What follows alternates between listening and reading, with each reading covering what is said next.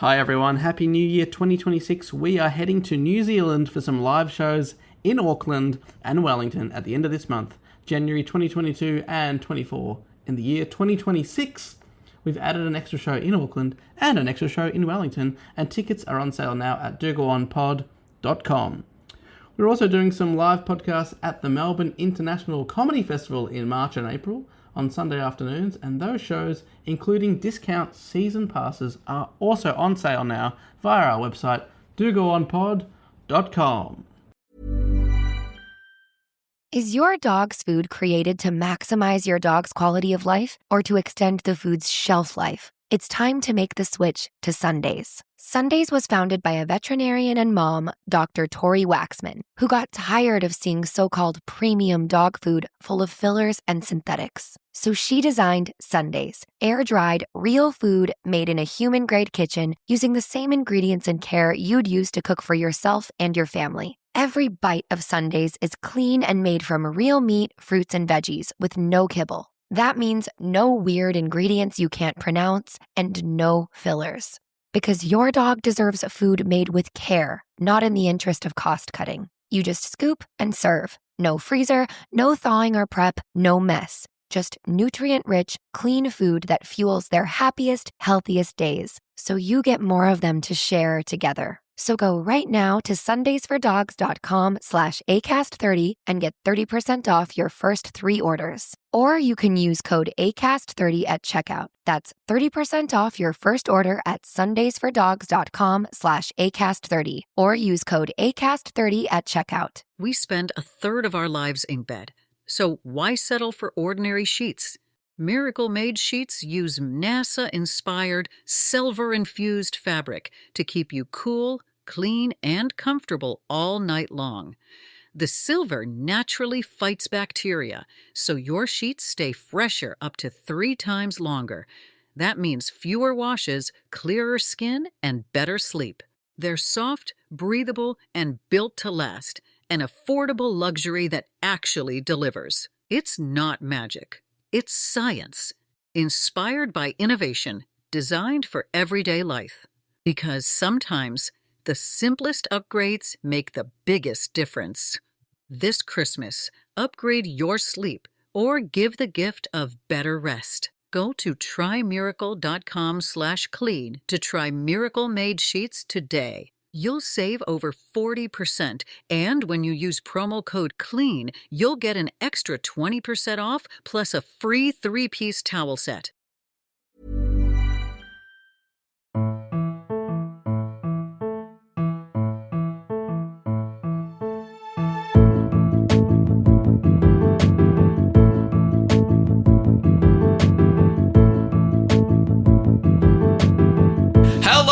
Welcome to another episode of Do Go On. My name is Dave Warnicky, and as always, I'm here with Jess Perkins and Matt Stewart. Hello. Hey, Dave. Hey, Jess. Hi. How good is it to be alive in 2026? My Oh, God. that didn't rhyme.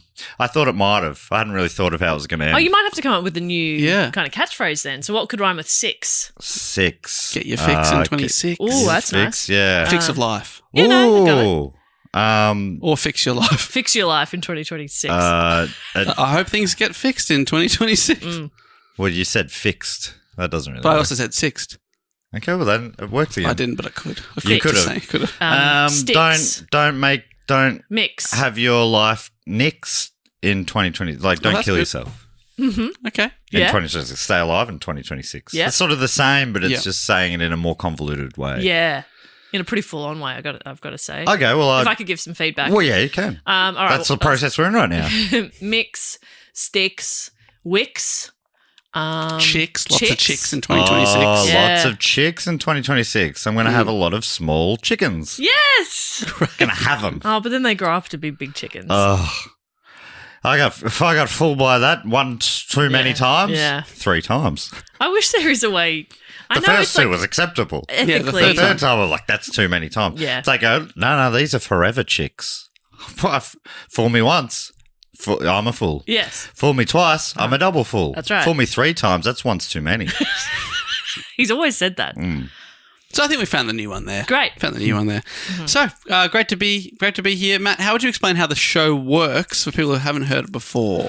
Well, the way it works is it's sort of like we take a look at a historical topic, and that historical topic could have happened yesterday, or it could have happened 1,000,000 years ago. And no further than no, I mean, we've never done further than 1,000,000, but we could. I don't think so. We could do like the dinosaur extinction or something would be quite a good one, actually. Alistair's done a few if it was real. about, the history of the penis. And I think that went back beyond That's primordial. But yeah, anyway, the topic can be from any time in history, and then one of the three of us researches it. Often the topic's been suggested by a listener. We go away, research it. We bring that topic back, and that research we've done in the form of like a high school report. Sometimes that quality is year 9, sometimes year 12 if we're really rocking. The other two don't know what the topic is, and we get onto the topic with a question. Jess is doing the topic this week. Dave and I do not know what the topic is. You said that twice now, which is, I think it sounds like you're lying now. Yeah, now it sounds like you definitely know what the topic is. I mean, I'm sorry that I'm defensive on this, but people have said that obviously you know the topic. Obviously we know, obviously. Because your riffs are so good. Yeah. They go, how do you all learn your lines then if you don't even know what the topic is? Yeah. Because this is clearly scripted because it's too funny. Yeah, well, we get a redacted script, don't we? We get the script. The topic is always crossed out. Yeah, just our riff lines That's are there. something funny for us. We go, oh, that's what that's about. Now I get that. Yeah. I get that line now. That's good writing. So you know your lines, but you don't know the line before yours. Yeah, which is tricky. But we've got someone pointing to us going, you. Now both of you at once over each other. Yeah. Interrupt her. Don't let us speak. Do not let us speak under any circumstances. So, yeah, Jess is doing the report this week. She's going to get us onto the topic with a question, and then Dave and I are sort of like the annoying kids at the back of the classroom jumping in with dog shit riffs. And a teacher will not do anything. There's no teacher present. They're phoning it in. Yeah. Do you know what? One time in year 9, 10, I was in a history class, and some girls over the other side of the classroom were like talking and being really annoying and disruptive, and the teacher just kept ignoring them. So at one point I went, "Can you guys shut up?" And I got in trouble. No. The teacher was like, "That's enough, Jess." And I was like, "That's fucking what?" Can you direct that comment to them? Yeah. I was like, "I'm so sorry that I was trying to listen to you. Sorry about that." Yeah. Oh, sorry about that. That's enough, Jess. That's enough, That's Jess. I gave up on school. Get out of here. That was the time you got in trouble as well. When you said I got in trouble with one teacher saying, "That's enough, Jess." Yeah. You're like, I'm like, me? Yeah, to me that is crushing. That's the that is equivalent crushing. of being expelled. Have I told you about the one detention I ever got? No. I got a detention in year 7 because I hadn't handed in a permission form in time. And the reason I hadn't handed that in is because I was sick when they were handed out and I never got it. Oh. And you got a detention for that. Your school doesn't sound like they fully understand justice. The strangest thing about that is if that's the benchmark for detention, you never got any others? Yeah. It sounds like it's so like you'd be, I don't know, look up at the sky, detention. I'm truly terrified of authority and complete teacher Stay in line. Yeah. Whereas at my school, there was a thing where you had to get a uniform pass if you didn't have the right footwear. And it was when skate shoes were very popular. No one wanted to wear these black leather lace-ups as required.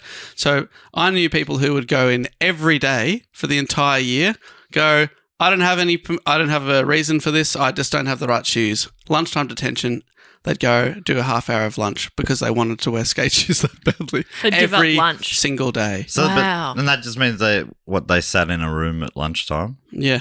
Maybe, and I guess they weren't the kind of guys who like to skate or anything.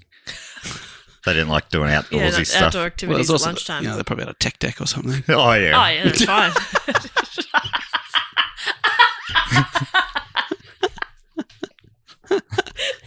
Matt's doing some really good tech deck stuff right now. That's some great tech deck miming. That was great. Oh, my God. You landed that 360 flip. Now, Jess, do you have a question? I do. What kind of mythical creature is described as a diminutive, grotesque, and often malevolent humanoid creature prominent in European folklore? Oh, Dave Warnicky. That's is that me you buzzing in? And is your answer also Dave Warnicky? Yes. That is incorrect. Smurf. No, not a Smurf. Good one. Is this something we would have heard of, or is it Brit specific? Goblin. Goblin. Oh. Well done. Well done. Can we hear the full definition again of a Yep, gobby? it's Sorry, goblin. I have a nickname for a goblin. Nothing weird. Can we have the definition, please? I don't know if I ever connected that a gobby is like gobble on my knob sort of thing. Is that what it's short for? Gobby. I don't know if I connected that. Have a gobble. Have a gobble. Have a gobful. Have a gobful. It's gobble. Have a turkey. Yeah, that's a good one. Have a turkey. Have a turkey on D's nuts. Jess, I actually do want to hear the definition of goblin again because... Yeah, but I'm not sure I want to talk to you boys anymore. It's described as a diminutive, grotesque, and often malevolent humanoid creature prominent in European folklore. There you go. And it's a roundabout question because this is the story of the Hopkinsville Goblins, also known as the Kelly Hopkinsville Goblins. And they're not called the Hobgob. They're not called the Hopgob. Because hobgoblins are different, aren't they? Oh, yeah, hobgoblin. Let's find out. Hobgoblin. I think hobgoblin's so fun as a word. Feels like they'd just be like the king goblins. But Surely. I think they're just a different kind of... It says they're a household spirit, Oh. once considered helpful, Oh, they're but nice. which since the spread of Christianity has often been considered, read more, mischievous. Oh. But then, like, the pictures of them on the internet, like, that guy doesn't look like a little house spirit who's, like, No, it looks there like to, like, clean up your stuff. looks like Or it a doesn't- warrior. Yeah, it doesn't look all that mischievous either. Looks like a little Warhammer man. Yeah. Yeah. Anyway, so the Hopkinsville What does that mean? Goblins. Yeah. Yeah. Yeah. What? What? Yeah. What's that? It looks like a little Warhammer man. Yeah. Ah, yes. Yes. Uh-huh. Those little figurines that people paint and collect. Yeah. They wear armour and stuff. Yes. Someone gave me one at our Adelaide show. Yes. There you go. Is that one of them? Yeah. Probably. I still have that, by the way. It's safe Thank you so much. on my desk at home. It's mine now. Just protecting you. This has been suggested by a few people, by Blake Wild from Yuma, Arizona, Earl Crawford from New York, Sam Hawkins from the UK, Jay Mananji from Milton Keynes, Mario Valdez from San Antonio, Texas, Andrew Mallard from Indiana, and Aidan from Norwich. This is great. A lot of people Aha. suggesting it. I don't think I've heard of the Hopkinsville Goblin. No Did I get any of that? Australians suggested it though. True. Interesting. So maybe it hasn't made it to our shores. Right, until now. Okay, so let's get into it. It was about 11 p.m. on August 21st, 1955, a hot summer night, when two cars sped up to the police station in Hopkinsville, Kentucky, containing 5 adults and several children, all highly agitated and visibly frightened. As That's in a one packed up car? It was the 50s. They didn't have seatbelts back Yeah, then. a few kids in the boot. Yeah. Yeah, it's probably one of those cars with wings, those old 50s, those big, Yeah. beautiful American You could fit automobiles. 5 adults and several children in Yeah, there. just on the Easy. front bench. Easy peasy. Why do they call them like spleen busters or something like that? Have I just made that up? That sounds like Well- I would have thought that'd be a really good joke. Jeez, what an absolute spleen buster. Maybe I just... It usually refers to a powerful, low to high scooping punch in combat sports. Oh, okay. Okay. Well, Well, both I of am us big were in combat sports. Anyway, there's some reference about those extra little things on the side of the car Oh, I being see. terrible to be hit by in a car. Oh, accident. okay. Right. I would argue that any part of a car is pretty bad to be hit by. Yeah, but if... I say from experience. Oh, because you've been hit by a car. You've really got to bring that up. Mm-hmm. We Really, won't but imagine know if you were hit otherwise. by a proper car, an American car. Yeah, You know what I exactly. mean? Not by like some pissy little Corolla. Some sort of... Oh, a compact Japanese car. Yeah. Come Oh, on, Jess. Oh, come on, the crumple zones basically turn that into a mattress for you. Jess, that's not should- even being hit by a car. That's being hit by a zippy little number. Get you from A to B. An affordable zippy little number, might I add. You just say thank you for this I privilege. say thank you so much. My ribs still thank you. Okay, so they've turned up. They're visibly frightened. We need help, they told the police. We've been fighting them for nearly 4 hours. Oh, my gosh. God. That's a battle royale. Yeah. gr- That's like a Warhammer length. Yeah, could be. Could be. Could be. 4 hours? Yeah. Yeah. I reckon Warhammer, that could be like those little guys. Yeah. Yeah, that You know what I mean? Yeah, that could take 4 hours. They could. Yeah. Or more even. Or less. Minimum. Yep. And also maximum and...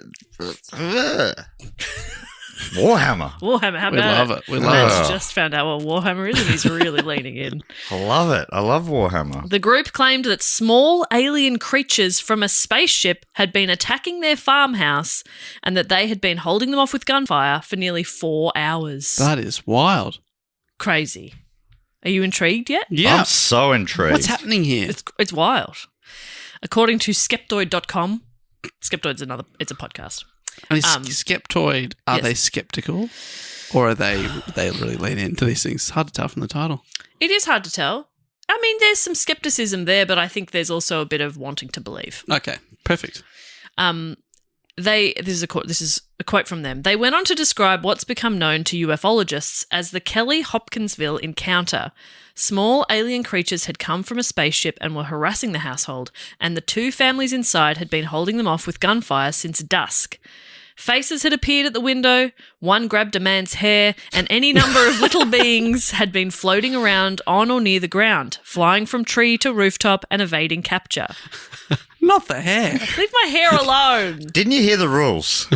Hair is out of bounds. I just got it how I like it. Because I was thinking, they're shooting first, asking questions later. Like, why do these things come in peace? But when they grab the hair, Yeah. you know they're violent. Yeah, That's right. Get the gun. Get the gun. They already had the gun at that point. The story of an actual firefight motivated the police. 4 city police, 5 state troopers, and 3 deputy sheriffs from various jurisdictions, plus 4 military police from the nearby U.S. Army fort in Fort Campbell, all descended upon the property ready to do battle. And was that all in one car? in one tank.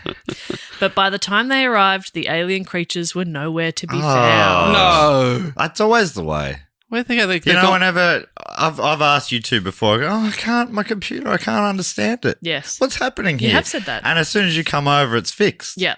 That's always the way. I keep thinking, I think he just wants me to come over to visit him. I think he's lonely. Yeah. And you live like an hour away from Exactly. it. Yeah. And it's really sweet that you do drop everything.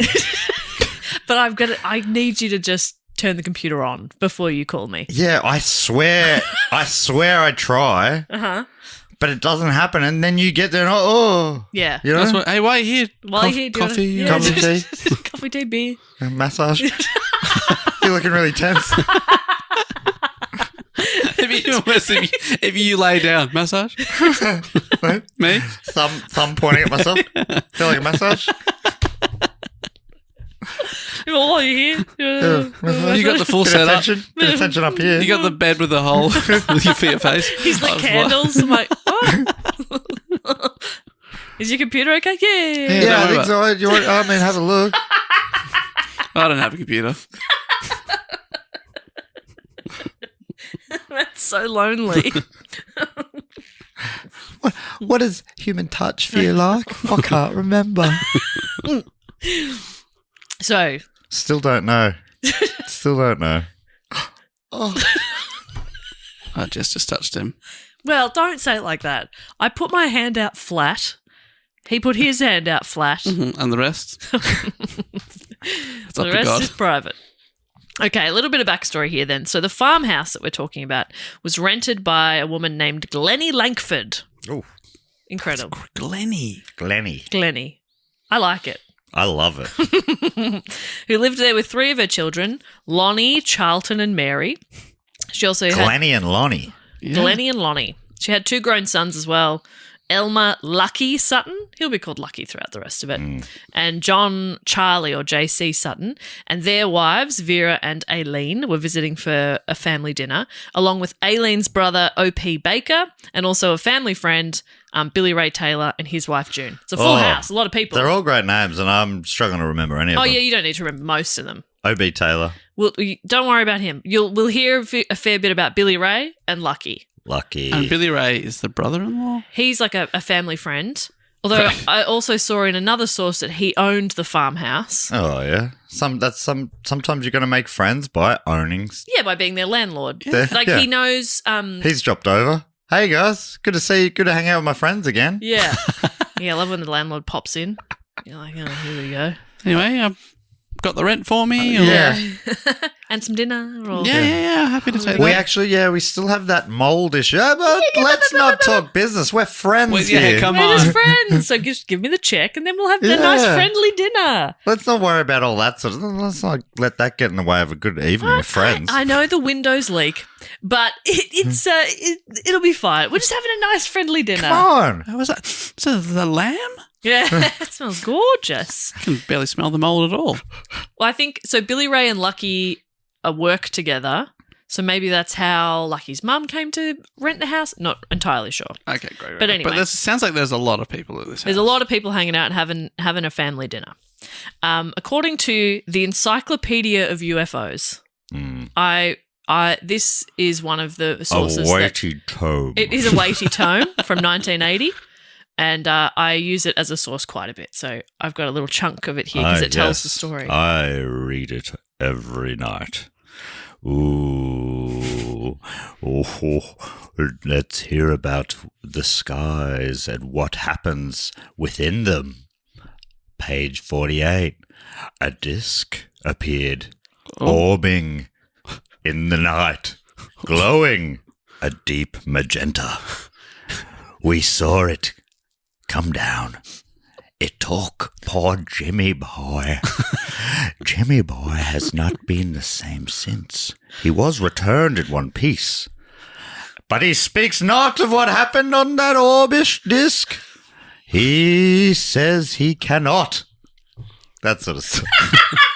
That sort of stuff. Yeah. It's a great read. I think, is that the audiobook or are you reading it? That's how I read it out loud to myself. That's beautiful. Yeah. I feel really bad for poor Jimmy boy, though. Yeah. I should say that the text is really small and I have to kind of guess a lot of the words. Going, because you've lost something like this. Yeah, you could wear your glasses, but Yeah, or use my magnifying glass. I see. Oh. Okay, so according to Matt's favourite book, The Encyclopedia of UFOs, Fantastic book. Sorry Can't to recommend repeat enough. a lot of what you will have obviously already read. Yeah. At about 7 p.m., Billy Ray Taylor came in from the well with a wild story that he had seen a really bright flying saucer with an exhaust all the colours of the rainbow Wow. fly across the sky and drop into a 40-foot gully near the edge of their property. However, the Suttons did not take him seriously and laughed the story off as an embellishment of him seeing a falling star. Classic Billy Ray. They're like, yep, you saw a falling star and you're freaking out. Yeah. So they're all laughing at him like, all right, Billy Ray. So everyone's having a nice time. They obviously all get along well. I love that the UFO's got a rainbow-coloured exhaust. Isn't that fun? Yeah. Beautiful. Like our exhausts generally are like dark grey, sort of awful stuff. Yeah. You shouldn't even really, like, if you can see the exhaust, you're like, well, that's probably not good. But this one, it sounds like it's putting joy back into the atmosphere. Isn't that nice? It's really nice. Or at least, like a mist of water that, light is hitting. Yeah. And it's done that But dark refraction. side of the mood refraction thing. Yeah. That's nice. Which is also nice. Also really nice. I mean, if it's just water, spraying out the back, that's pretty. great. That's pretty. I mean, they're advanced, aren't they? They are. That's something that they talk about a bit in the book. They're very advanced. None of these primitive aliens. None of these primitive aliens. These aliens are advanced. Yeah. They're very futuristic in a lot of ways. But imagine if a UFO came in and we saw it and went, what a piece of shit. Yeah. Yeah. What is that? Was that like the Wright brothers? That's plane? not a What are you magenta doing? orb. How'd you even get here? It's like chitty chitty bang bang up there. How embarrassing. So backfiring along. Alien going, I don't know how to land. And we're like, ugh. Oh, how embarrassing. So Why has embarrassing the for you. alien backseat driver? Don't ride the clutch. They take it to Area 51, pull it apart. They're like, what? Oh my God. What was this? This is not. What do you? This is leaded petrol. You got lead in here. Somehow this is older technology than our first cars. Yeah. This is like before our cars. This is like Flintstone level shit. They're in the air. They're flapping. Yeah. And boy, are my arms tired. So they've just laughed off Billy Ray as you've seen a shooting star. Bit of fun. Maybe you've hit the moonshine a bit hard tonight, okay? How young is this I don't know. Billy Ray? Oh, no, he's an adult. Oh, okay. He's married. That's so funny. They're talking to him like he's a child. They're like, Funny little kid. All right, mate. Half an hour later, the family dog began barking violently and eventually put its tail between its legs and head under the house. The two men... Just its head under the Just house, the head. or it headed under the house? It's just put its head under the put house? its head under the house. With its tail between the legs. Tail between the legs? Yeah. Head under the It's house? hiding.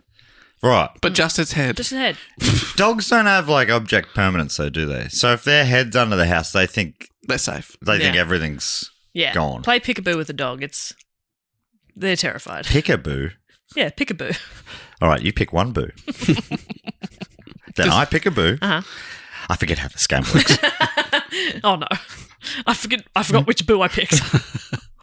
So the two men, Billy Ray and Lucky Sutton, went to the back door to see what was bothering the dog and noticed a strange glow approaching the farmhouse from the fields. When the light came nearer, they resolved what caused it. A creature described as 3.5 feet tall, glowing, with a round, oversized head, glowing yellow eyes, long arms that almost reached the ground, and large taloned hands. The entire creature seemed to be made of silver metal. As the creature approached, its hands were raised over its head as if it were being held up. Like it's But it's really, really long arms. really long arms. Freakishly long arms. And talons. Up in the air. This, Okay. It sounds... And it's very short, 3.5 feet. So it's weird that it's been known called the Goblin because it's not very goblin-y at all, is it? How are you picturing a goblin? Oh, probably like in Noddy. You guys used to watch Noddy? I can't remember the goblin Yeah. and Noddy, though. The Goblin was like they were the baddies, or they were the ones always trying to trick Noddy. What was Noddy? I think Noddy was a toy, and Big Ears was a toy. I think they were. Yeah, they're were all they toys. all toys? Fictional, yeah. A wooden toy with a childlike view of the world. Yeah. And then there was a cop who was like a ball. Yep. Yeah. And he would just roll into town.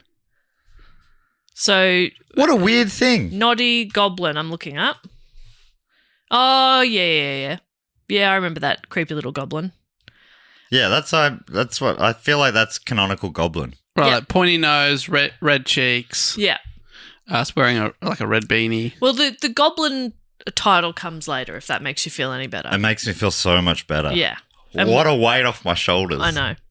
But it's not. It's an alien. Yeah. Well, it's some sort of like creature coming Yeah. at him. It's glowing. It's glowing. It's And got I guess glowing yellow eyes. we're assuming that spaceship came from another world, but maybe it just came from another city. Yeah, who knows? Maybe it's just a goblin who caught a flying disc from Ohio over to Kentucky. Oh, yeah, like from the Big Smoke. Yeah. But you have to remember, Big Smoke, Ohio. this is the 50s, yeah. you know? They probably didn't know about other towns then. Right, of course. So Yeah, Yeah. like you see another person you've never seen before. you, What the hell was that? You shoot to kill. Yeah. And that's basically what they did. Understandably startled, the two men reacted by grabbing their guns. One of them had a shotgun, the other one had a rifle. Drawing slightly into the house, the men waited until the creature was within 20 feet of the back door and then fired. The entity flipped over backwards and then scurried off into the darkness. That feels a little bit Noddy-ish. Now I'm picturing this guy to be like a stop animation Noddy Yeah. character. Okay, well then you're probably not as scared as these guys are because they're a bit spooked by this, but you're just like, cute, Noddy's real. If I could be honest with you, I'm not scared at all. What? Yeah, I know. I don't know. This should be spooky, shouldn't it? I've just realised that. I'm terrified. Are you cacking your dags? I'm way ahead of you. You've already cacked your Yeah, I'm Yeah. not cacking. Jeez, I've got nothing left. Actively cacking. They're cacked. The dax be cacked. But you're not, just to be clear, you are not You're not even cacking? close to cacking your dax. No, I didn't know. I hadn't even occurred to me this was meant to be a scary story. Aliens are attacking them. It's because you thought of I Noddy. forgot. I did forget about the hair pull. That's coming up. That's That's coming up. that's That's frightful. pretty scary stuff. That's like life-changing. So you get your hair pulled once, you don't forget it. I'll give you more backstory on that as well, and you'll be like, "That's fucking spooky." There's more backstory Oh on my the hair pull. God. Yeah, I've Fantastic. started with like something to like get you in, and now I'm going into you're the wondering story. Please how tell me we that- all got here. Correct. Please tell me that Billy Ray has a Billy Ray Cyrus style mullet. That's what gets you. Yes. Which era? Like Achy Breaky Heart era. Oh, yeah. Yeah, okay. like he's full Billy Ray. Full, yeah, that thick sort of rug of business up front, Yeah. and then just long flowing party down back. Beautiful stuff. I'm just seeing when Billy Ray Cyrus was born. Oh, 61. 61. God. So this is happening in 55. So unless he's lied about his age. And Yeah. he was, People do that in Hollywood. They do that. and he in was an Hollywood. adult several years before this. I But think that's if you possible. want to picture Billy Ray Cyrus, that's absolutely fine. Yeah. Who would you like Way to ahead of picture for Lucky Sutton? Lucky Sutton. Lucky Sutton. Do you know any Luckies or any Suttons? I call Luca Muller Lucky. I'm Okay. imagining Luca Muller. Luca Great. Muller. Luca Muller and Billy Ray Cyrus. What a combo. What a great combo. But it's Luca's great granddad and Billy Ray Cyrus's dad. Perfect. Yep. Okay. But they look exactly They look the same. exactly the same. We're all on the same page, right? Okay, great. Yes. Listeners, on the same page? You're Okay. picturing the right Yeah. people? Fantastic.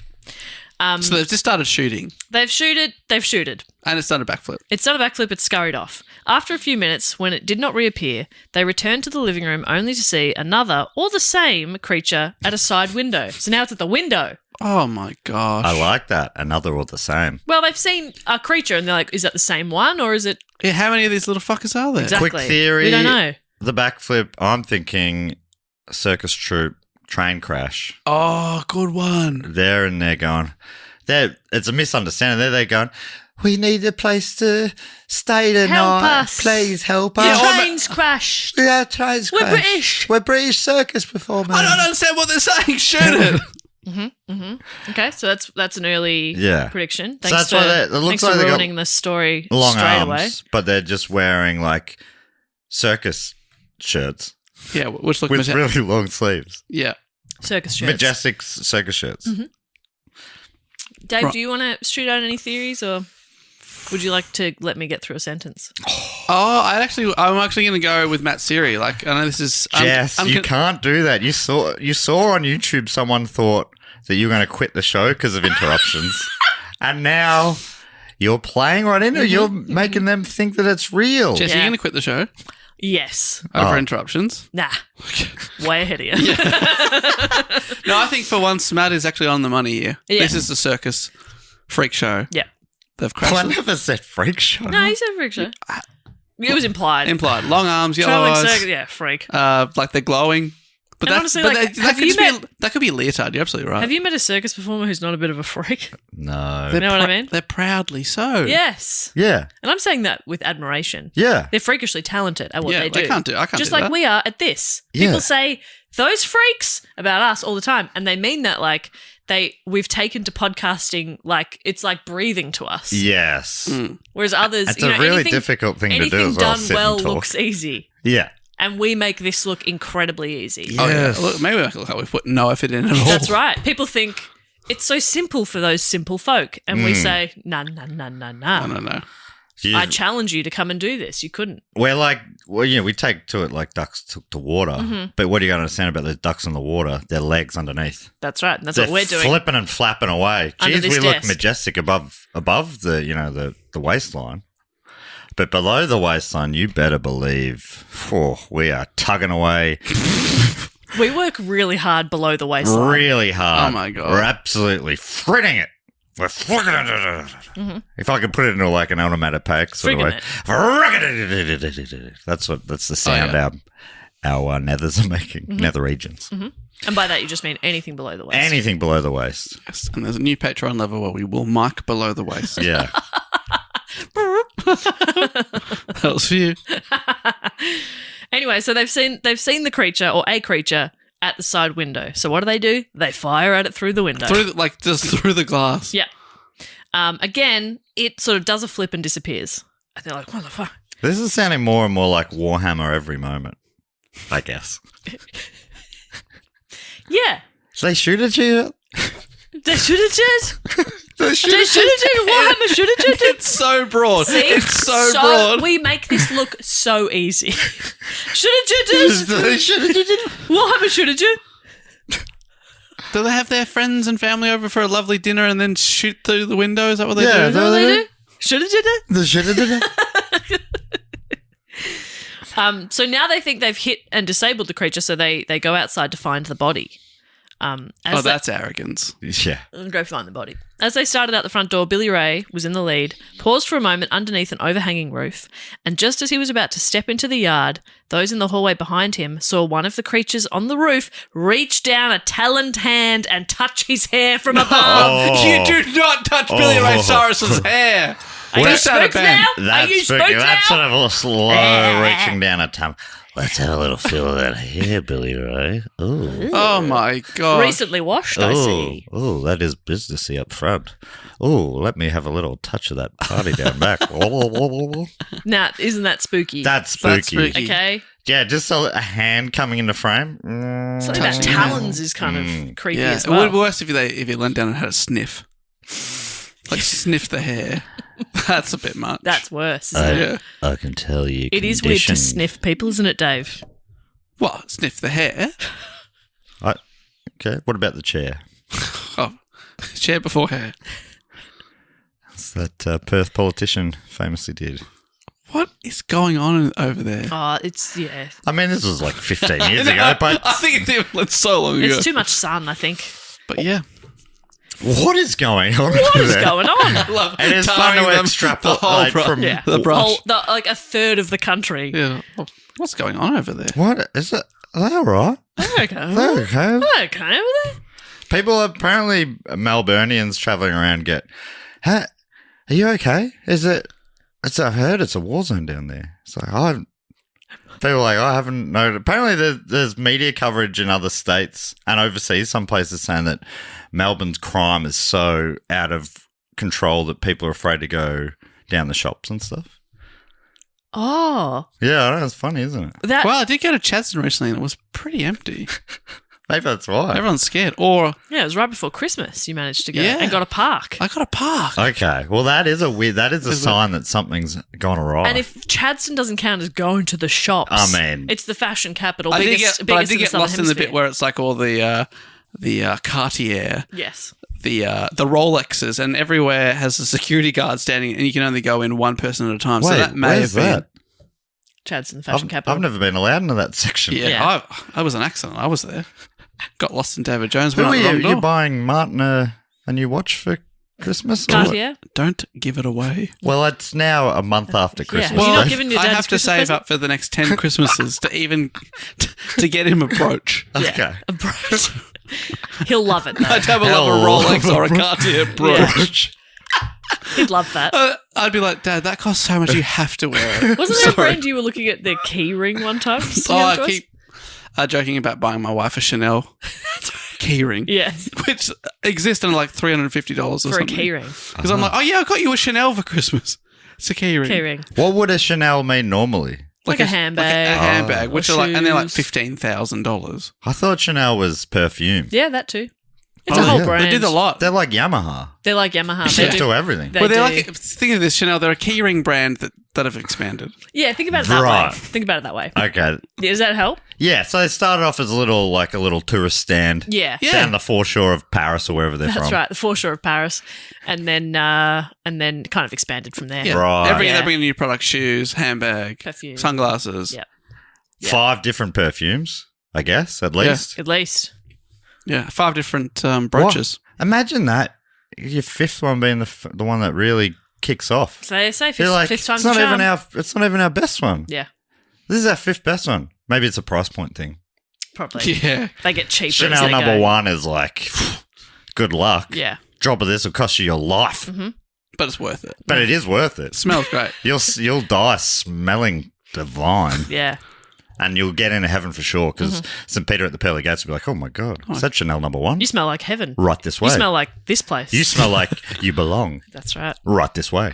So Taloned Hand has touched his hair. Oh, Billy Ray. Yeah. Yeah.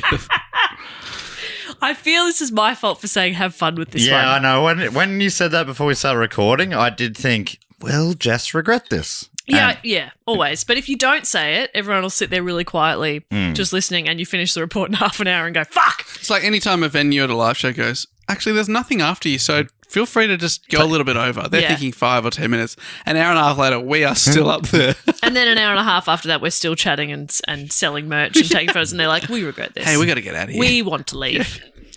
But I'm loving this. Yeah. I can tell. But do you want me to shut the fuck up? No! Because you know that I've had like back-to-back sicknesses. Yeah. So I've not really been out or talking to people for a while. Yeah. And I'm using up those words. I love it. You got to make up for I had lost them all time. saved up. Well, I'm just like, I'm honestly thrilled that you seem happy to see us. I'm so happy to see you. That makes me so happy. Honestly, I've been feeling still pretty crappy until we started recording, and it's like I'm feeling a lot better. This is the best I've felt in weeks. The adrenaline of friendship. I think that's what it is. Just a drop of it. Just give me a drop of that. Yeah, just like Chanel number 1. Oh my god. Oh my gosh. That's Maybe what the your real friendship Chanel is to number me. 1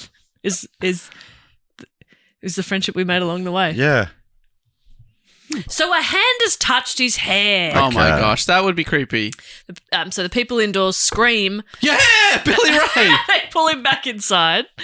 Lucky Sutton rushes out the yard. So he sort of like, he goes out, turns back to look, and he fires point blank at the creature, knocking it off the roof. Okay. There's another creature in the maple tree close by. Lucky and Billy Ray fire at this one and knocked it off the tree. So there's definitely more than one now. We think so. It floated to the ground and then ran off quickly into the darkness. Floated. That's interesting. That's fun. Yeah. So it doesn't, gravity to it isn't like it is to us. It can kind of float a little bit. Right. Well, that actually makes me feel a bit better because it is obviously otherworldly because they have had no conversations at all to be like, hey, are you like a lost kid wearing a Yeah. silly outfit? Yeah. No, I'm going to shoot this thing first. Yeah. And now it's done something that a human couldn't do. Okay, that makes me feel a bit So better. you're thinking it's probably not a child from the travelling circus? Well, I think it's an adult from the traveling circus, and they're wearing one of those suits that has, like webs between Yeah. the arms and legs. Yeah. So that's how it can float. Little gliding. Yeah, it's like a sugar glider Cute. suit on a circus performer. So they're the gymnast sort of acrobat, but also a glider with long talons because they're also do nights at the freak show. I part. got to feed sultanas to a sugar glider on a school excursion one time, Wow. and it might still be one of the best days of my life. Did you say gobble on these nuts? Did you say nuts? Yeah, I did. And then because my mum was there chaperoning and she was like, they're not nuts, you tiny dickhead. You know what sultanas are. You're 9 years old. They're the other part of the trail mix. You idiot. And she hits you on the back of the Yeah. head. Your mum's brutal. Yeah, I know. She's like, don't embarrass me in front Don't of your embarrass peers. me. You'll never make it in the arts. That's what she said. Yeah, she was one of those arts mums She was an arts mum. pushing you into the arts. That's right. You're going to podcast one day. She said that. She said that. Yeah. You're going to be the best podcaster and we're going to live off you. And they're still hoping. Yeah. Anyway, so immediately another entity, or perhaps the one that had been knocked off the roof, came around the side of the house almost directly in front of the group. Lucky fired his shotgun at it, and the result was the same. No effect. It's not They sounding shoot so at them. lucky. It doesn't seem to do much. It just kept walking? Yeah, Right. it's just, yeah. A Wow. sound was heard as the bullet struck, as if a metal bucket had been hit, but the creature scurried off unhurt. So they're like, is it wearing armor? Yeah, Is it Ned made of Kelly metal? style. Understandably concerned that their guns were apparently useless, the men returned to the house to join the frightened women and children. The creatures generally moved in a peculiar fashion. The legs appeared to be inflexible, and when they ran, movement was accomplished almost totally by hip motions. So they got like stiff little legs, and if they run, they kind of, it's like they bend over. Ah, but they can travel pretty quick. I think so. The entity's ability to float was particularly evident when one was knocked off the kitchen roof and floated at a distance of about 40 feet to a fence, where it was Wow. knocked off again by a shot. While they did not appear to have an aura of luminescence, their skin glowed in the dark, with the glow becoming brighter when they were shot at or shouted at. Well, How does that make sense? You glow brighter when you're yelled at? when you get yelled at. And they do. They're blushing, maybe. So it sounds like Yeah, they. yeah. You know when Oh, you get yelled at and please. you sort of get Oh, embarrassed? no. Oh, true. Yeah, maybe they're blushing. Like, oh, please. I hate Oh. the attention. Oh, no. But they do seem to be affected by bullets. They're not shot by them, but they will fall off things Yeah. if shot at. So, yeah, maybe they are wearing some sort of armor where, like, it'll, knock them back, but they're not dead. Yeah, and maybe Probably the still armor hurts. is absorbing the force, and and that's that's the glow. And it's absorbing the yell. Yes. Huh. Yeah. Well, what is a yell if not force? So maybe they're not from Powerful force. an Ohioan circus. Mm-hmm. Maybe they're from a intergalactic circus. Ah. Is that the name of a? Yeah. That was the name of like a. It was like you could go and do like. It's like Time Zone or whatever. Yeah, you could do like Oh, yes, at Crown Casino, Galactic Circus. Galactic Circus. So Circus. not from a galactic circus, they're from an intergalactic. Yeah, that's right. There's no copyright infringement going on here. Does that still exist? That's what I'm Googling. Yeah, you could do, laser tag. It's called Kingpin now. Oh, yeah, Kingpin. arcade games. Man, I used to love going there. Kingpin. Or is it still there? It's got an Instagram. When Galactic was the last post? Circus. 500 weeks ago, 2016. So I think it's been taken over now. But yeah, you could do like laser tag there and all sorts of arcade games. So Matt, well, that if you get shot at there, does your thing not glow? Oh, my God, they're just playing laser tag. They're playing laser tag. As Billy Ray hasn't realised that he's firing a laser. Yeah, his gun is actually just a toy gun from laser tag. Oh, my God. This is embarrassing This for is Billy embarrassing Ray. for Billy The Ray. moonshine. Get off it, mate. They're all on the moonshine. You've hit the moonshine a little too hard. So that was all from the Encyclopedia of UFOs. This is from Skeptoid. It was only upon Mrs. Langford trying to calm the situation that things settled down. She asserted that the creatures had not tried to harm anyone and suggested that they drive to the police station. And so they did. All right, she's like, relax. And She's like, you've shot at them a bunch of times, but they actually haven't done anything hostile to us. yeah, they've had no weaponry. They're still pretty creeped out by it, of course. Yeah, but she's like, let's go. Billy Ray's like, well, they didn't touch your hair. Yeah, okay. Okay. I just got it how I like it. So the police came, like I mentioned before, 4 city police, 5 state troopers, 3 deputy sheriffs, military police, a whole bunch came. Mostly because they're like, there's been a lot. They've said there's been a lot of gunfire. Like, we better go check this out. Officers stuck around for a couple of hours having a look around, but couldn't find any evidence of anything other than the damage that the gunfire had done to windows. So they left probably around 2:15 So funny, a.m. their own damage. They're like, yeah. Yeah, you've really shut up your own house, guys. Yeah. And they're like, yeah, but the green men were there. Like, You said they were silver. Yeah. What colour Got are 'em. they? Got them. However, from the Encyclopedia of UFOs, It again, is a weird lie that the whole family's come up with together. What would it be for? Insurance fraud? We want to, like, because Billy Bob got so drunk on moonshine, he shut up the house. Like, insurance won't pay we need a this out. reason for this. Yeah. But We need a believable reason. Alien circus aliens. performance. It's aliens. We all saw them. We all saw them, didn't we? The family had been reassured enough to go to bed and shut off the few lights. No, if that happened to me, no chance I'm sleeping in that place Absolutely that night. not. Absolutely Possibly ever again. Well, I heard in one source it's like they packed up and left at like 3:30 in the morning or something. But in others, they're there in the morning and being interviewed and stuff. So I'm not entirely sure, but I agree. No way. But here we go. So they shut off all the lights. Mrs. Langford was lying in bed watching the window when she noticed a weird glow. One of the creatures staring inwards with its hands on the window screen. That's creepy. Yeah. Calling quietly to the rest of the Kinda like family, Mark's. she remained perfectly calm. Oh. So she's just like, boys. Yeah, go on. Lucky Sutton, of course. Wait, boys, yeah. Boys, Yes? Yes. could you come into my room for a minute? Wait, are you naked? Yes, but don't worry about that. There's more pressing issues. Honestly, this sounds like you've set up a practical joke or something. Is there like No. a bucket of water above the door There's or something? no water. Get into the room, please. Why? You're speaking a little bit strange. Lucky, get into the room right now. Okay. Wait, now, am I your husband or what? Son. Son, well, please put on a blouse. What's wrong with seeing your mother naked? Well, I don't think it's ideal. Sure. It's just not something you need. You know, you've got a finite amount of stuff in your head. Yeah. I don't need that. Do you need that? All right. You might block something else out. Is that what Yeah. you're worried about? You lose something. Yeah, you might lose a picture of, another naked person. Yeah, your dad. And that's precious. I need that. I need someone to aspire to. Dave's picturing Martin at the gym. It's like, yes, Oh come my on. gosh. Get ripped like It's dad. great to be the son of a bodybuilder. Hasn't had any lasting body image damage to me at all. Dave has a poster on his ceiling, Mm-hmm. wakes up above his bed, and it says, and it motivates him every day, it says, "Get ripped like daddy." Damn right. And it's a photo of Your dad, Martin, naked. Flexing. Photoshopped onto Arnold Schwarzenegger. And your wife's like, can we please get rid of this poster? It makes me very uncomfortable. Yeah. No. No, it motivates me every morning. That's my inspiration. Last thing I say at night, first thing I say in the morning. That is my reason for getting up in the morning. And she's like, well, that's insulting, but okay. Anyway, so she's staying calm, but Lucky, he has not seemed like the calm type this entire time. He grabs his gun and again shot at the creature through the screen. Once again, more damage. no effect.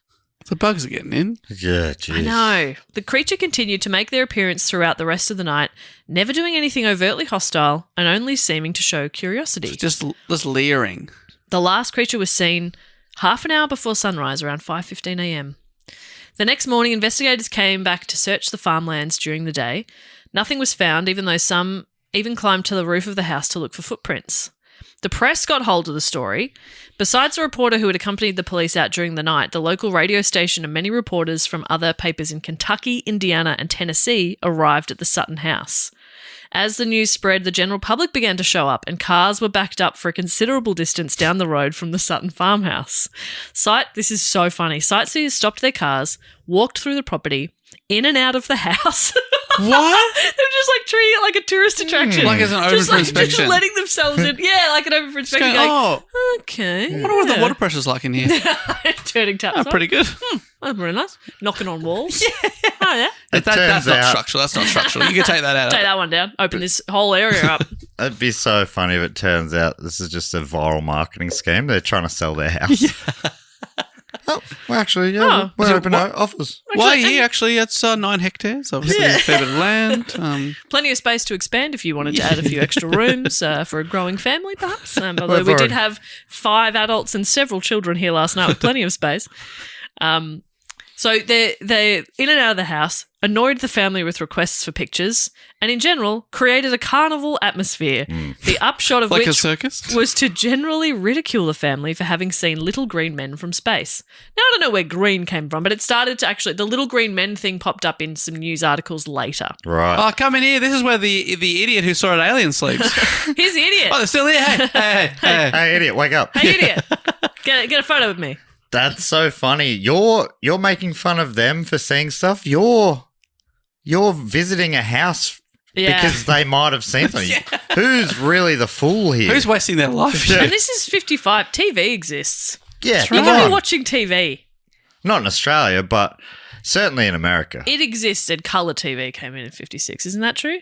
I think TV came in 56 in Australia. Yeah. When was colour TV? Colour TV was, I think... 2004? I think it was in the 70s. It was for the 2000 Olympics. Yeah, that's right.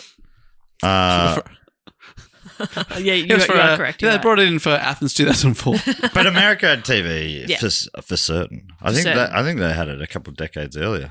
We really are a backwater. That's embarrassing, isn't it? That's why when Melburnians travel, people go, "Are you okay? Are you all right?" We know that you're 20 years behind TV. Yeah. They'll be saying stuff like, "Have you got Big Brother yet?" Yeah. Have you seen McLeod's Daughters yet? We say, "What? What? What's that?" I've heard that's coming next summer. I can't Fast wait. tracked. I can't wait. They'll say, "Do you have TV?" No, I mean, do you have a TV, or has it been stolen by one of the gangs? So that same morning, Andrew Ledwith, an engineer at the local radio station, decided to stop into the station to talk to the chief engineer. It was like his day off, but he's just like popping in saying, hey.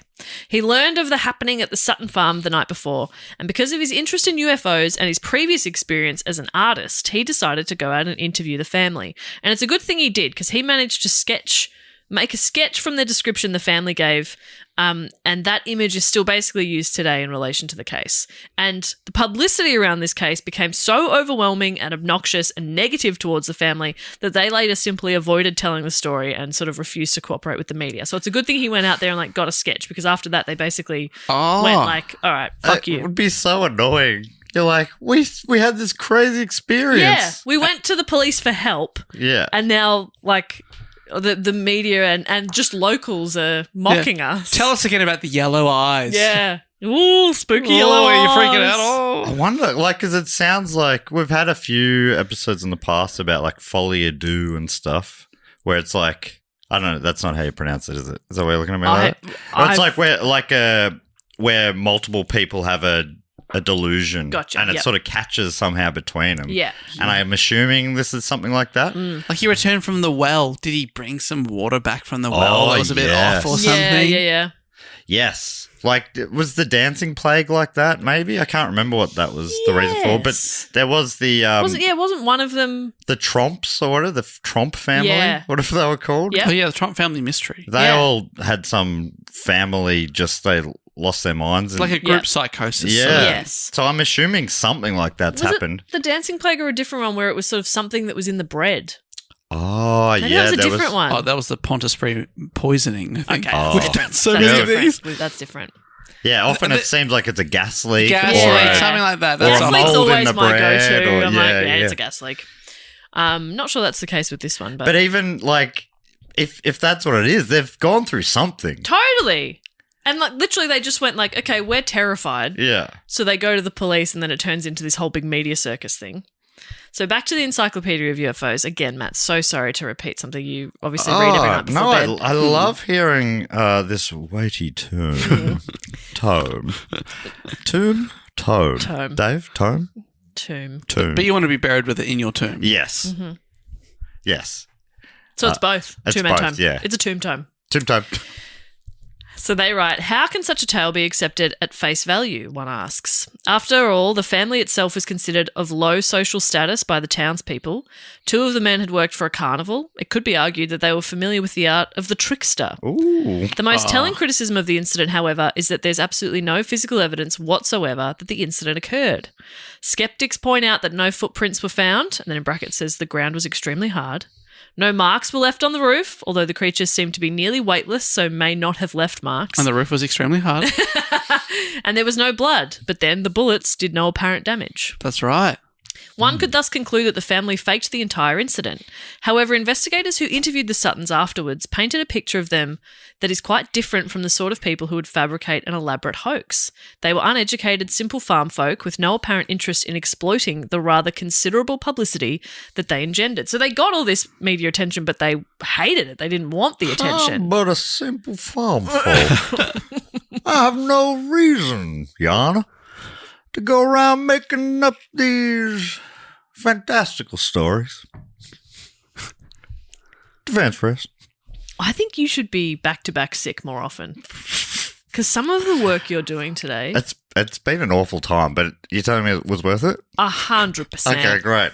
Honestly, Comedy is tragedy plus time. that's true.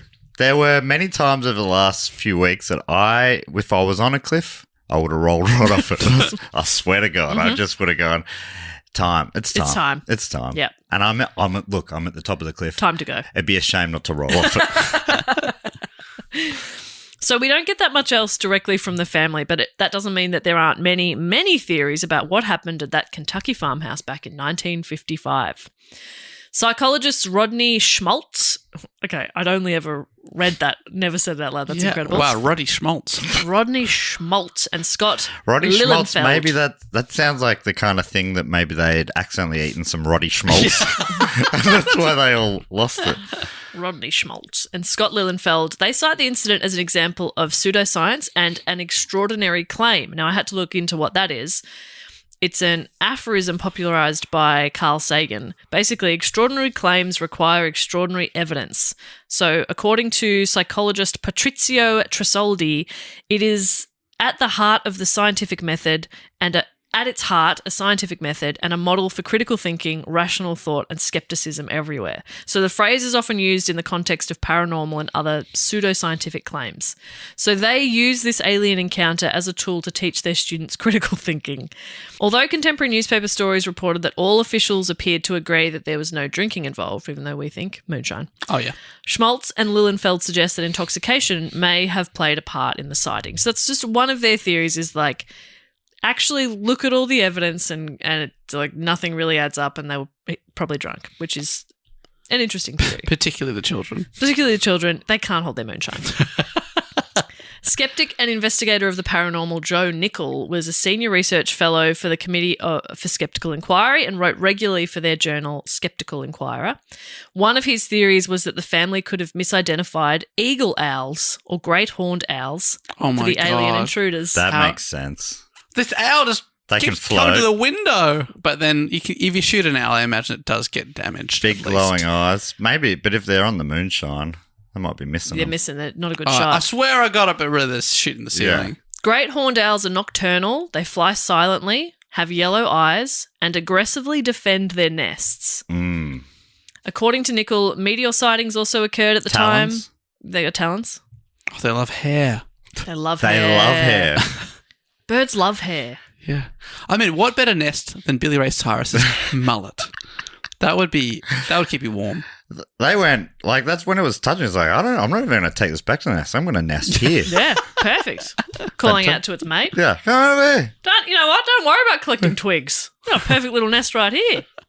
So, yeah, there were also meteor sightings at that time, so that could explain the bright light that he saw streaking across the sky.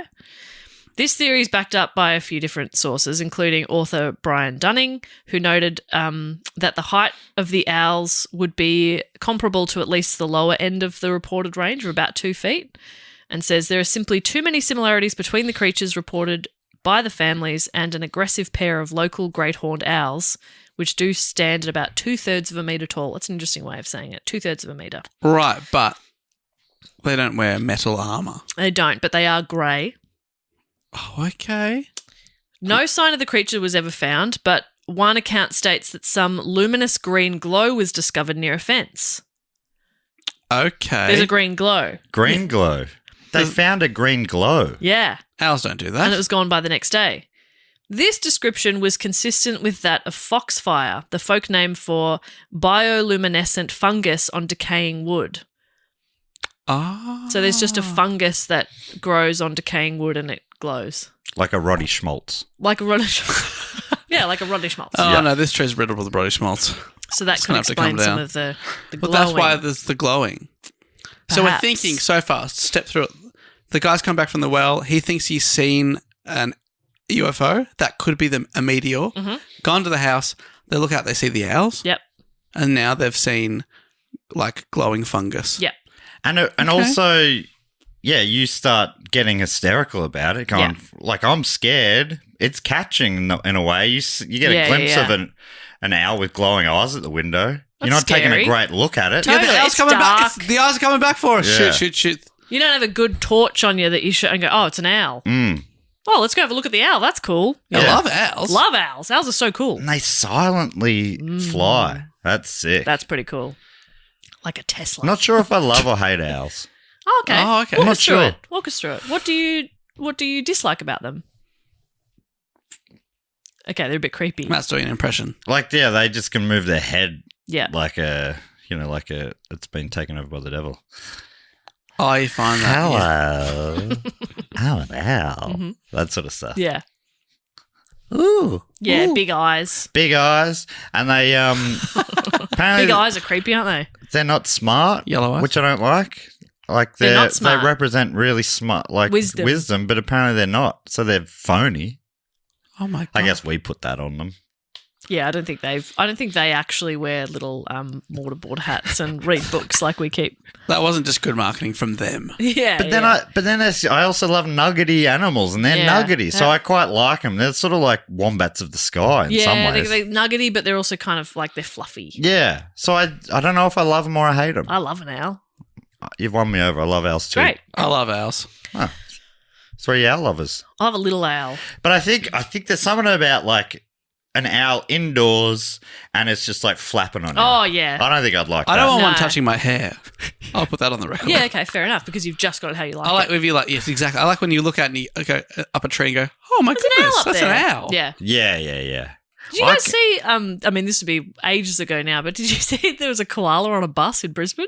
No. How'd it get there? A koala! Inside or on the roof? Inside the bus, like holding onto a pole. Tapping on. So to a funny! pole? Yes! That can't be real. Koala on a bus. That is It hilarious. was so cute. Jess, you haven't fallen for AI, have you? I haven't fallen on a bus. Look, it's on the ABC. Have the ABC fallen for AI? It's a koala on a bus. Oh my God, just being like, just want to go down to the river? How Yeah. did he get there? He's going, cute. this eucalyptus tree is not putting out. Where are the leaves? I'm hungry. Give me some gum. They are often high as a kite though, aren't they? So Apparently. Yeah, because they only eat the gum and the eucalyptus gets them high. So maybe it was just like tripping out. But how did he get on there? That's so great. But it's really cute. Anyway. There was a town we went to on roadshow where, there's some like almost like very tame koalas there, and they'll walk into the shops and stuff. I love koalas. And They're there was so just cute. outside the venue, I can't remember, it was like a beachside town in Western Victoria. And they were like, oh, come out if you want to see a koala. I don't think I'd ever seen wild koalas before that. And we went out and they were up in the tree. I was like mesmerized. They're so cute. Yeah. They're so funny. And And fluffy. also not really if you get to know them. Yeah. They're Talons. talons, you're very scratchy, Yeah. very grumpy, Yeah. chlamydia riddled. But Like someone else we know. Yeah, I mean, it was like looking at Dave's dad. Sort of beefy. Mom's still listening? Yeah, Probably beefy, not. grumpy. Martin coughing some strays My here. parents have stopped, mentioning things that we say on the podcast. I think they've stopped listening. My dad did hear the episode in Canberra where we talked about your dad beating up my dad. Oh, okay. He called me and said that he was driving. He said, I was chuckling the whole way home. Oh, fantastic. Because he knows that's an absolute farce and he can take John That's Perkins easy. ridiculous. And he was driving straight to your dad's house to sort it out once and for all.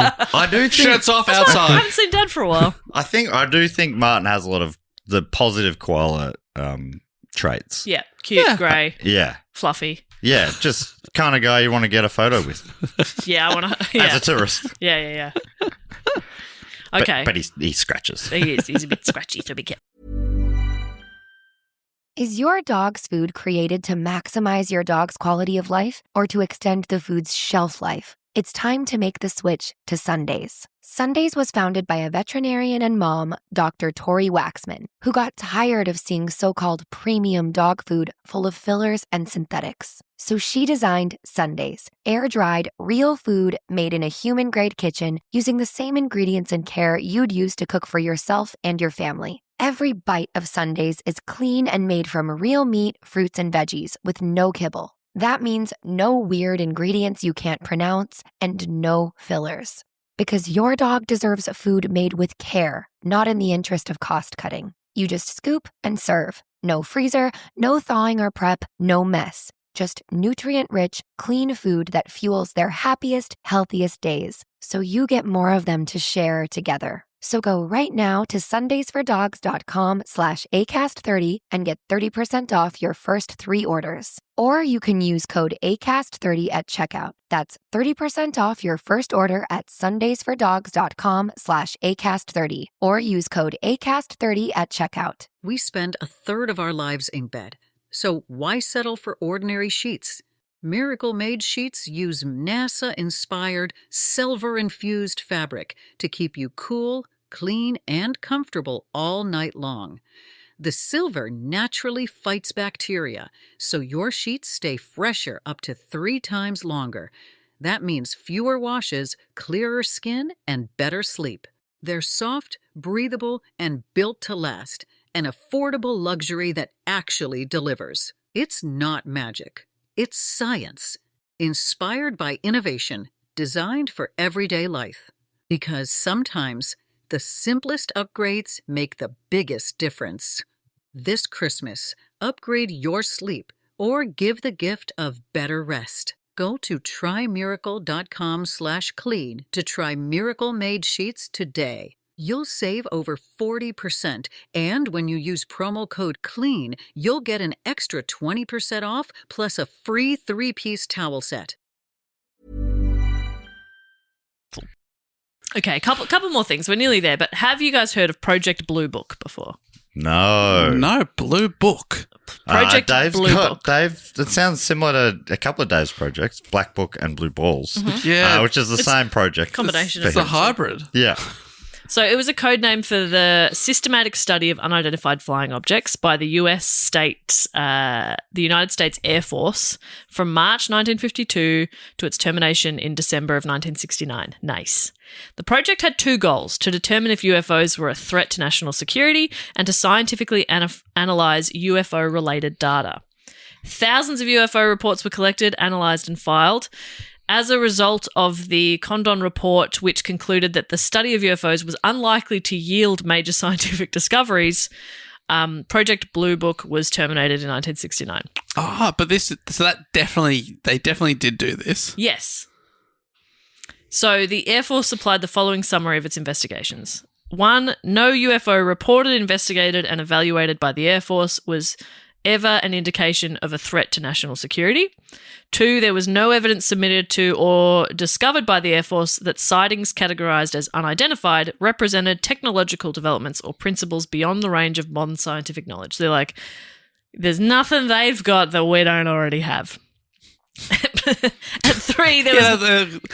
They've got leaded fuel. Yeah, okay. It's shit. These guys are not a threat. And 3, there was no evidence indicating that sightings categorized as unidentified were extraterrestrial vehicles. So they're all like, chill, guys, nothing crazy out there. But that's probably what they want us to think. Of course they'd say 100%. that while they secretly conduct all the While they're experiments. freaking out. Get all their uranium-powered hurly-bopsits. So they kind of put it down to UFO sightings were generally a result of mass hysteria, individuals fabricating reports, so a hoax or to seek publicity. Sell your house. Like psychopathological persons. So like, you know, People who believe that they're seeing, but they're not really they're seeing it. hallucinating or Yeah. whatever. Misidentified, Owls. misidentification of various conventional objects. Like you've An object. seen a car on the road and gone, Yeah. what are those lights? Oh my God, what is it, sir? That's a telephone. So this incident, the Hopkinsville incident, was listed by Project Blue Book as a hoax with no further comment. Oh, hoax. Which so they're seems- saying they made it up. Well, that seems a little cagey and secretive to me. No. Yeah. Further comment. Why? Yeah, that's right. I'm trying to make them look a little bit crazy. Yeah. But Or like liars. hoaxes are like liars, Yeah. which is, it made no sense before, you know, when everyone's coming in making fun of them. It's like either they believe it and they've all gone through something that's pretty traumatizing. Yeah. Or they are making it up for attention. So either way, the people coming in, they're either giving them attention, going, you guys are foolish. They're like, yeah, They're like, this keep is what we talking. wanted. Perfect. Yeah, keep I love coming. this Or attention. they're going, We've got a gift shop if you no, want. we really did Yeah. see. And the fact that they didn't want to do any media interviews and they really kind of shut down about it. So like they didn't even jump on the fact that they could have. all Yeah, this it's not attention. like cash in with a big book deal or something. That's right. So Skeptoid has a bit of a theory as to why Project Blue Book doesn't have much to say about this event. He wrote, upon digging deeper, I found there's good reason for the Air Force to have held a dismissive attitude towards the case. Despite what's claimed in virtually all the books, apparently the Air Force... Despite what's climbed higher. The Air Force was never involved at all, at least as far as I could tell, and thus the lack of any in-depth description in Project Blue Book. The claim that Air Force investigators showed up the next day at Mrs. Langford's house has been published a number of times by later authors, but I could find no corroborating evidence of this. The 4 military police who accompanied the police officers on the night of the event were from an army base, not an Air Force base. Huh. Although I couldn't find any record of who called them or why, my assumption is that the police requested their assistance for their firepower upon hearing that a gunfight had been taking place. Further, it turns out the magnitude of the gunfire and panic has been exaggerated over the many tellings and retellings of the story. And then he talks about Joe Nickel, this investigator. He was in town for the 50-year festival, or the 50-year of this event. Oh my God, these people are like, please, we don't want any attention. Please, They're I like, hate this. We're having a festival We're in having your a party. backyard. Woo! He examined police reports, and the contemporary news reports can be read by anyone in the Kentucky New Era's 2005 supplement. It turns out the police found only a single hole in one screen, which was probably from Billy Ray's gun. There were plenty of neighbours within earshot during the event, and the only neighbour who reported hearing any shots fired heard a grand total of 4, which he mistook for firecrackers and ignored. So maybe it wasn't as like a big sort of gunfight as Right, because we've been fighting them off for 4 hours. Yeah. It's like, you've shot 4 times. you shot a fly screen, mate. You shot at an owl. Relax. So Encyclopedia of UFOs wraps it up. Did creatures really visit the farmhouse in Kentucky on that night of August 21, 1955? Or did the many witnesses, mostly adults, excite themselves to the point of exaggerating some lesser stimulus? The Kelly-Hopkinsville case still stands as one of the more provocative close encounters of the third kind events to date. And yes, I did look up how they categorize them. Close encounter of the third kind. I was like, what do you mean? The first kind is though the witness observes a UFO nearby, there appears to be no interaction with either the witness or the environment. Close encounters of the second kind are encounters. These encounters include details of interactions between the UFO and the environment, which may vary from interference with car ignition systems and electronic gear, or its effects on plants, animals, and humans. That's the third kind. That's the second kind. And then the third kind is occupants from a UFO have been reported. There's usually no direct contact or communication with the witness, but there have been some reports, increasing in recent years, of incidents involving very close contact with and even temporary detainment of the witnesses. Whoa. That's so interesting because I know that as a phrase. Yeah. Only the third kind because it was a movie, was it? Or something? I think it's this early Steven Spielberg one, isn't it? Right. But I never even thought. Yeah, there's... Yeah, what does that mean? I never thought about that either. It's just one of the things. That's so interesting. You accept. Yeah. Is there a fourth kind? Or is third the top? Well, third's like you've been abducted. Yeah, okay. So it's hard to top that, I guess. From that, you've settled down with them. Yeah. Started a family. And you're very happy. Yeah. Just to finish, Skeptoid wraps it up. I believe their report to police was absolutely honest and from the perspective of people who have undergone a traumatic ordeal. Lucky Sutton is described by ufologists as having been a rock-solid, no-nonsense kind of guy who would never make up a story. Well, maybe he was, maybe he wasn't. It doesn't matter. Rock-solid, no-nonsense guys are just as capable of being as scared or as mistaken as anyone else. So that raises the biggest question of the whole story. What were these creatures that looked so much like little, big-eyed, skinny-legged aliens? Oh, my gosh. When you describe it like that, it sounds like you're describing an owl. Yeah. Joe Nickel was clear in his analysis and it aligned perfectly with the enormously detailed and thorough work done by French researcher Renaud Leclet in 2001. Although it may sound cynical and dismissive, there are simply too many similarities between the creatures reported by the families and an aggressive pair of local great horned owls, which do stand the same sort of height. Despite the reports of 12 to 15 creatures, the families themselves stated that only once did anyone see as many as 2 at the same time. Right. Keeping in mind that the farmhouse had no exterior lighting, the appearance of an adult great horned owl is substantially the same as that of the creatures described by Sutton and Taylor. Leclet noted that during August, these owls are feeding their young and are known to belligerently defend their nests and even attack humans who come too near. They hunt 1 hour after sunset, smack dab in the middle of the firefight. So it was probably owls. So it's a miracle they didn't get hit then in the firefight between the people and the aliens. Yeah. They were flying around. Oh, shit. Oh, sorry, I'm just trying to get a mouse. Yeah, well, okay. I'm trying to feed my young. I guess we'll go to the neighbours. Yeah. Didn't realise there was aliens here. Jeez. This is fun. Nickel concludes, in summary, allowing for the heightened expectation prompted by the earlier flying saucer sighting and for the effect of excitement and nighttime viewing, it seems likely that the famous 1955 Kelly incident is easily explained by a meteor and a pair of territorial owls. What a hoot. Oh, they're having fun. Bit of fun. They're having a little bit of fun. So the Hopkinsville Goblins were most likely owls. Ah. Or aliens. aliens. Yeah, those are the main 2 options. They're probably almost definitely not goblins. No, so yeah, goblins That's came up misleading. later in some newspaper articles written about it. You and can't based on the drawing. Fake news. Little Green Men was. So what's the drawing that you said that's famously associated with this? I imagine we'll probably use it for the artwork, for the image, so we'll put it online, but... Let's see. Because the artist went around and sketched what they'd seen. Oh, that's right. If you show me a picture of an owl, I will be very happy. Well, this is what they end up... This is kind of what they end up using, which isn't the original drawing from 1955, but Okay. it's just a little silver goblin-y type thing. But then when you look at it next to an owl, you're like, oh, yeah. It looks a bit like one of those... Yeah. Do you remember Owl. from the early 2000s, those little dancing robot dogs? Yes. Dancing little robot Yep. dogs. It But does like, have you know, that they kind get of... What were toys. they called? They have a similar... Like, if that company made an owl, that's what it would look like. Mm. Yeah, it was like one of these. Do you remember these? Yeah, Is that what you mean? yeah, that's exactly what I'm thinking. Poochie. Yeah. Wow, They could were it have been a called Poochie. prototype? Oh, yeah. A Poochie They started prototype? with owls and they said, no, dogs are way more popular. So there you go. So that's the story of the Hopkinsville Goblins. There you go. I'd never heard of that, but obviously a lot of people have that suggested it. Voted on by the Patreon. It's gone up before and nearly made it. This time I included it in this vote and it won by quite a lot. So that's what the people wanted to hear about. They wanted a very spooky story that was probably about owls. Hey, I still want to believe. Yeah, you think it's aliens. I want to believe what Lucky saw.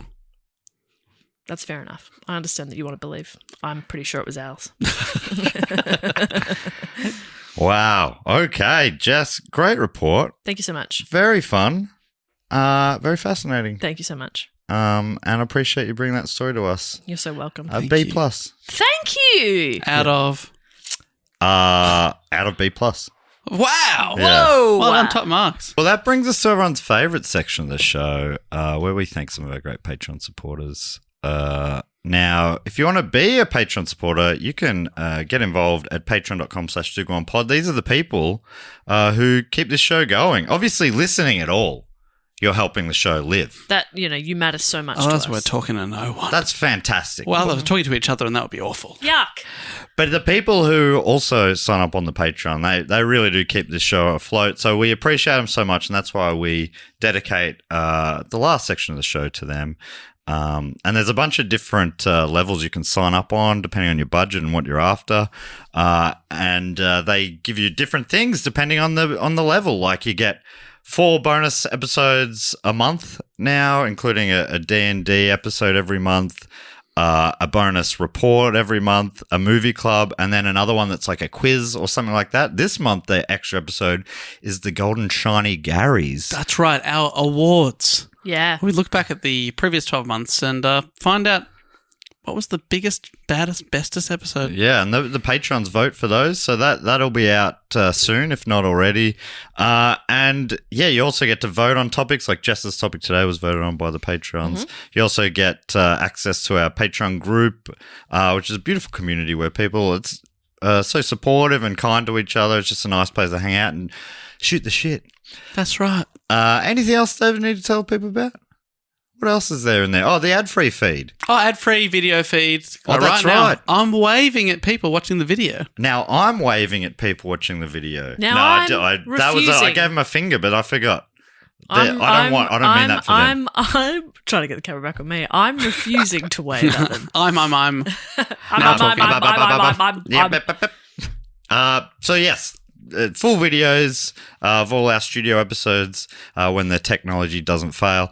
And early tickets, you get discount tickets, you're the first to hear about live shows, so many things like that. But if you're on the Sydney Scheinberg level or above, you get to give us a fact or quote or question. In this section of the show, we like to go fact, quote or question, which actually has a jingle goes something like this. Fact, quote, or question. Ding! Huh, he always remembers the ding. Oh my God, she always remembers the sing. And the way this one works is people send in a fact, a quote, or a question, or a brag, or a suggestion, or really whatever they like. And then I read them out for the first time. I don't pre-read these. I trust these people with my life. Mm-hmm. That's really just letting you know that if they say anything crook, I didn't know. Okay? AJ ideally will have edited it out. So don't try and slip anything through. Edited it out. He'll edit it out. The first one comes from Matthew Whittingham. Also get to give yourself a title, and Matthew's title is no title this time, just letting you know you can call me Matt if you like. Sure thing, Matt. I mean, it's really up to you. Yeah. You've written your name as Matthew, so that I call you Matthew. Yep. But now that I know I can also call you Matt, I might.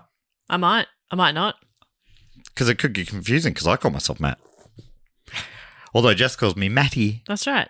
Matty. And Dave, what do you call me? You don't really refer to me or look at me in the eye. I avoid. You must. Okay, so Matthew/Matt has a response. Oh. We don't get many responses. No. But we should. We should. Because there's a lot of people putting things out there that need responding to. You can't just leave them hanging out there. Exactly right. Let's see what he's responding to. Matthew/Matt writes, in episode 503, we all remember it well. Yep. One of the classics. As long as there's no follow-up questions. Yep. The topic was good. A good one. It was a good one. Yeah, a real classic. Yes, one of my faves. I thought Dave was looking it up. Doesn't matter. It's so good. I really could have.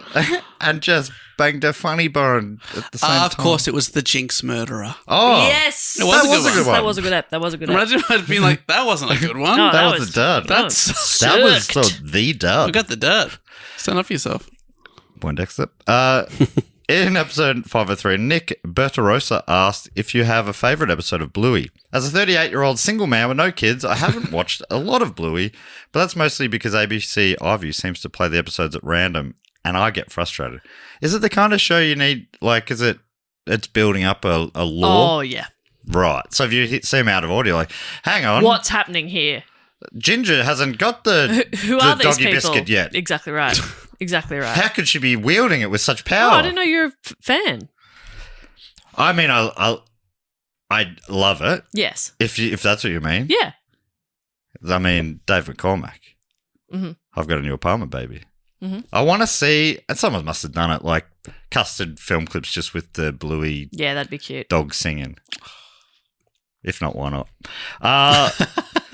Matthew/Matt writes, the episodes I have seen are great, and my favourite is one called Copycat, Spoilers Ahead. Okay. Have you seen this one? Yep. Okay, so no spoilers for you, Dave. I've never seen an episode in my life. So Okay, so this is my first exposure. do you need to block your ears? Yes. Okay. And they are blocked. Okay. Bluey is playing that game where you repeat everything someone says. In this case, her Everything. dad banned it. Everyone says. Sorry, I was trying to do it better than I mispronounced Sorry, I what was you said. trying to do it better than it, but I mispronounced it. Can you just Wow, you mucked that up in every conceivable way. You couldn't have made a bigger meal of that. How embarrassing. Talking is our job, Dave. We're all upset at you now. Mouth on stroke. I think I can say it. Be better. Yeah.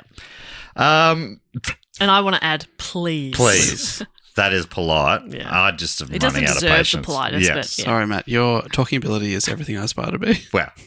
Thanks so much. My greatest inspiration. Hurry up. So much fun. That's why I'm nervous. I'm nervous around you. Shut up. While playing, they find an injured rainbow lorikeet. Beautiful. You They rush. love injured birds, don't you? You say, yeah, tear them from the sky. I can fix it. Injured. Oh, it's an injured bird. Ooh. Can't fly away from me.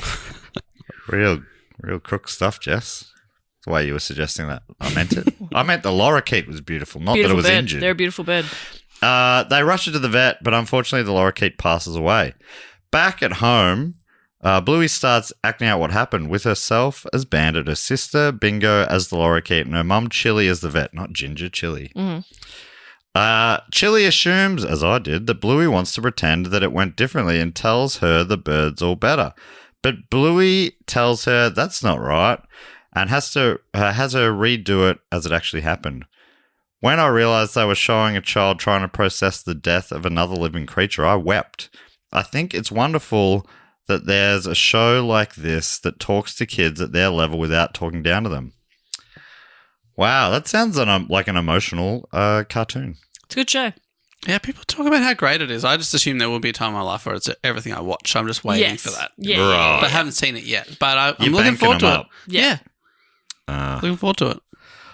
As a youth, I wept in butcher shops. No one cares. After this, I'm not talking about you as a youth. I'm talking about what the youth of today are weeping over. No one cares about the youth of the fucking 1800s. Okay. Come on. Sorry about Little that. pauper. Okay? No one gives a shit. What day is it? Move on. So, thank you so much, Matthew. Thank you very much. I love a response. Yeah, that's fun. Feel free to respond. one of those. I mean, maybe someone could respond to that response. Oh, keep the chain going. That's a terrible episode. Yeah. What kind of dog shit taste do you have? You cried at that? That was fucking clearly that was just manipulative BS. Yeah. Next one comes from Ben Henry. Hey, Ben Henry. Ah, Ben G'day, Henry. Governor. Oh. G'day, Governor. Hello, Governor. Ben Henry. Put it there. Whose title is General Grievance, not to be confused with Admiral Bone to Pick. If you get it, you get it. General Grievance. Now, it's a question. Uh-huh. Ben writes, what's the biggest example of FOMO you've had? Like Homer wanting to meet Mr. T the entire day. I kept saying, I'll go a little later. I'll go a little later. And then when I got there, they told me he'd just left. And when I asked the mall guy if he would ever come back again, he said he didn't know. Mine would have been not being allowed to see Oasis in London, Ontario in December 2008 because I was 16 and I would have had to take a 3-hour train on a school night. 3 months later, they broke up. But that's not what I heard. But since I got to see them twice this year, it's a 17-year retribution. So the new top slot goes to not seeing First Aid Kit on their last tour. I didn't know them well enough to justify it, and now the album they were know the album they were touring. Palomino is now one of my favourite all-time albums. Anyway, thanks for hours of wonderful listening, and I'll see you either in Toronto or Melbourne Comedy Festival 2027, whichever comes first. You Googling First Aid Kit? Yes, because my band was going to support them once when they weren't very big at like Northcote Social Club or something, and then they postponed the tour, and then they came back the next year and they were massive, and now they were playing at the Palais or something. Yeah. And we didn't get the They support. bumped you. Yeah. That sucks. I was just looking up to see if have they broken up, because he said the last tour. I mean, they're sisters, so Still says to present. I don't think they'd. Well, the Gallagher brothers are brothers. True. That's anyway, I was looking up to see if they had broken up, or if I still have an opportunity to one day open for First Aid Kit. I had a First Aid Kit jumper. Right, that Where wrong. is that? Did I lose it? The First Aid Kit, the Swedish sisters who got big with the cover of maybe Fleetwood Foxes or something. I don't know Like- how they first Fleet Foxes. got big. Fleetwood Fleetwood Foxes. I was like, something about that sounds wrong. Yeah, Fleet Foxes. Fleetwood Foxes. That's a Great. mashup band. That's a great mashup band. Yeah. Oh, okay. FOMO. Cool. We saw Fleet Foxes, didn't we? Yes, we did. They were great. Fantastic.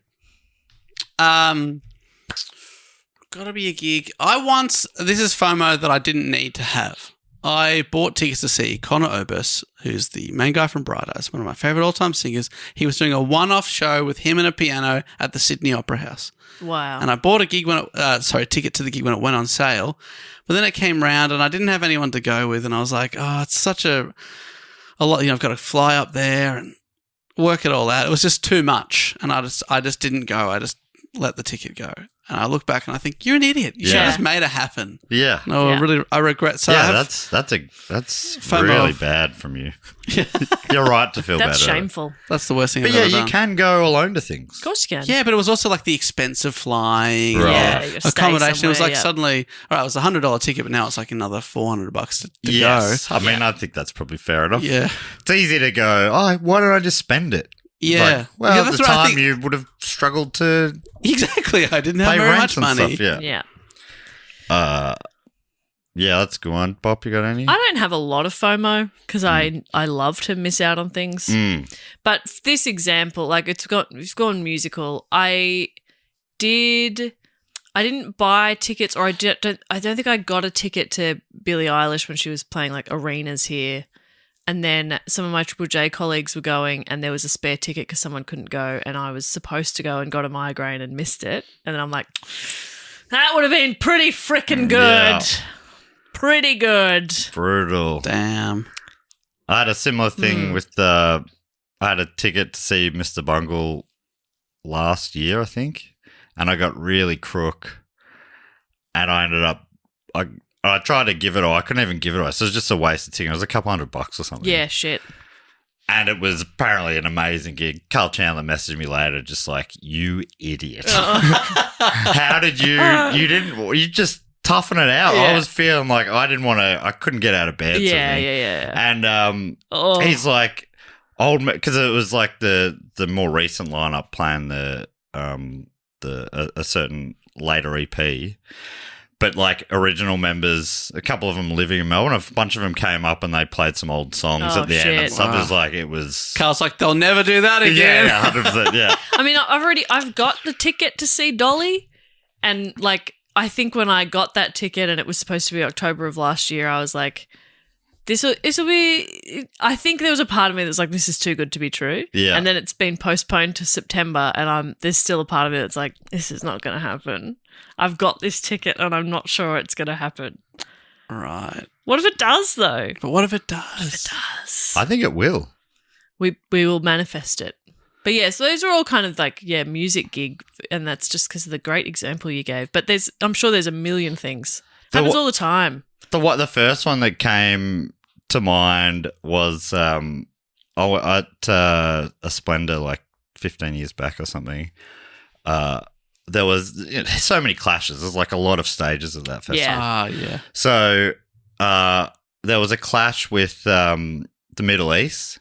This band I love, Aussie band, Queensland, I think, and they were clashing with an Aussie rapper. I can't remember who it was. It was the Jimmy Ricard guy. Mm-hmm.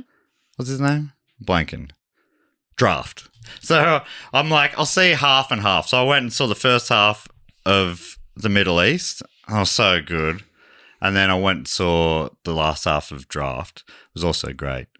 But then I found out not long after that the Middle East at the end of their set said, that's our last ever show. Oh, No! At least you saw the half. Yeah. Okay, I got one. Sound Relief in 2009 was happening the same day. We'd already bought tickets to see Kings of Leon play that night, and then they put together this big fundraising show because we had horrific bushfires that year, and Kings of Leon played there, as well as like Paul Kelly and like a bunch of really good acts. And then we left to go see Kings of Leon, even though we'd seen them in the day, but we had the tickets, so we left, and we missed like Midnight Oil, and there was a couple of other really big bands that played that night. And even as I was leaving with a few of the friends, I was like, oh, I mean, we've seen Kings of Leon. They did the big songs just before. Yeah. So we did see that, but you're 19 and you're like, well, we've got these tickets, so we've got to go. And I'm like, I don't think they'll miss us. I don't think they'll miss us because we've already seen them. Anyway.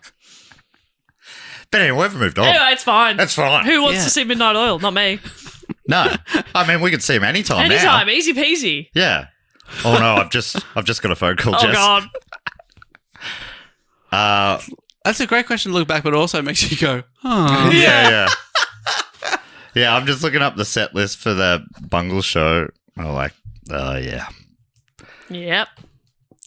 Bear McKinnon came out, who I think lives in Melbourne, and played the encore set. But I did interview him on Student Youth Network. Oh.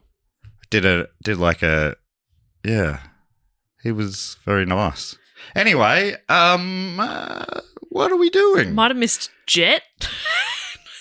Wolf, like it was Hunters and Collectors. What is Midnight this lineup? Oil. Oh, it was huge. The lineup in Melbourne was Jet, Gabriella Chilmy, Kings of Leon, Paul Kelly, Augie March, Bliss and Esso, Casey Chambers, Liam Finn, Jack Johnson, Wolf Mother, Kylie Minogue, Hunters and Collectors, Wait, Split Ends, what? Midnight Oil. What is this? That was Sound Relief. It was 2009. That is a wild lineup. Oh, then Sydney had Coldplay, Hoodoo Gurus. Oh, and I think Warnie played with Coldplay, didn't he? Is that the one where Warnie went out? Didn't Warnie go out and play harmonica or something? That's at a gig I saw once of Coldplay. Oh, it was when John Farnham came out and did You're the Voice. Hoodoo Gurus, Little Birdie, Architecture in Helsinki, UMI, Josh Pike, Marsha Hines, Taylor Swift, Eskimo Joe, Wow. Jet. Also, how did they do both? They got on the Concorde. The Presets, Icehouse, and Barry Gibb with Olivia Newton-John. Barry Wow. Gibb. It was fucked. It was amazing. Some once in a lifetime kind of opportunities and there. I left to see Kings of Leon again.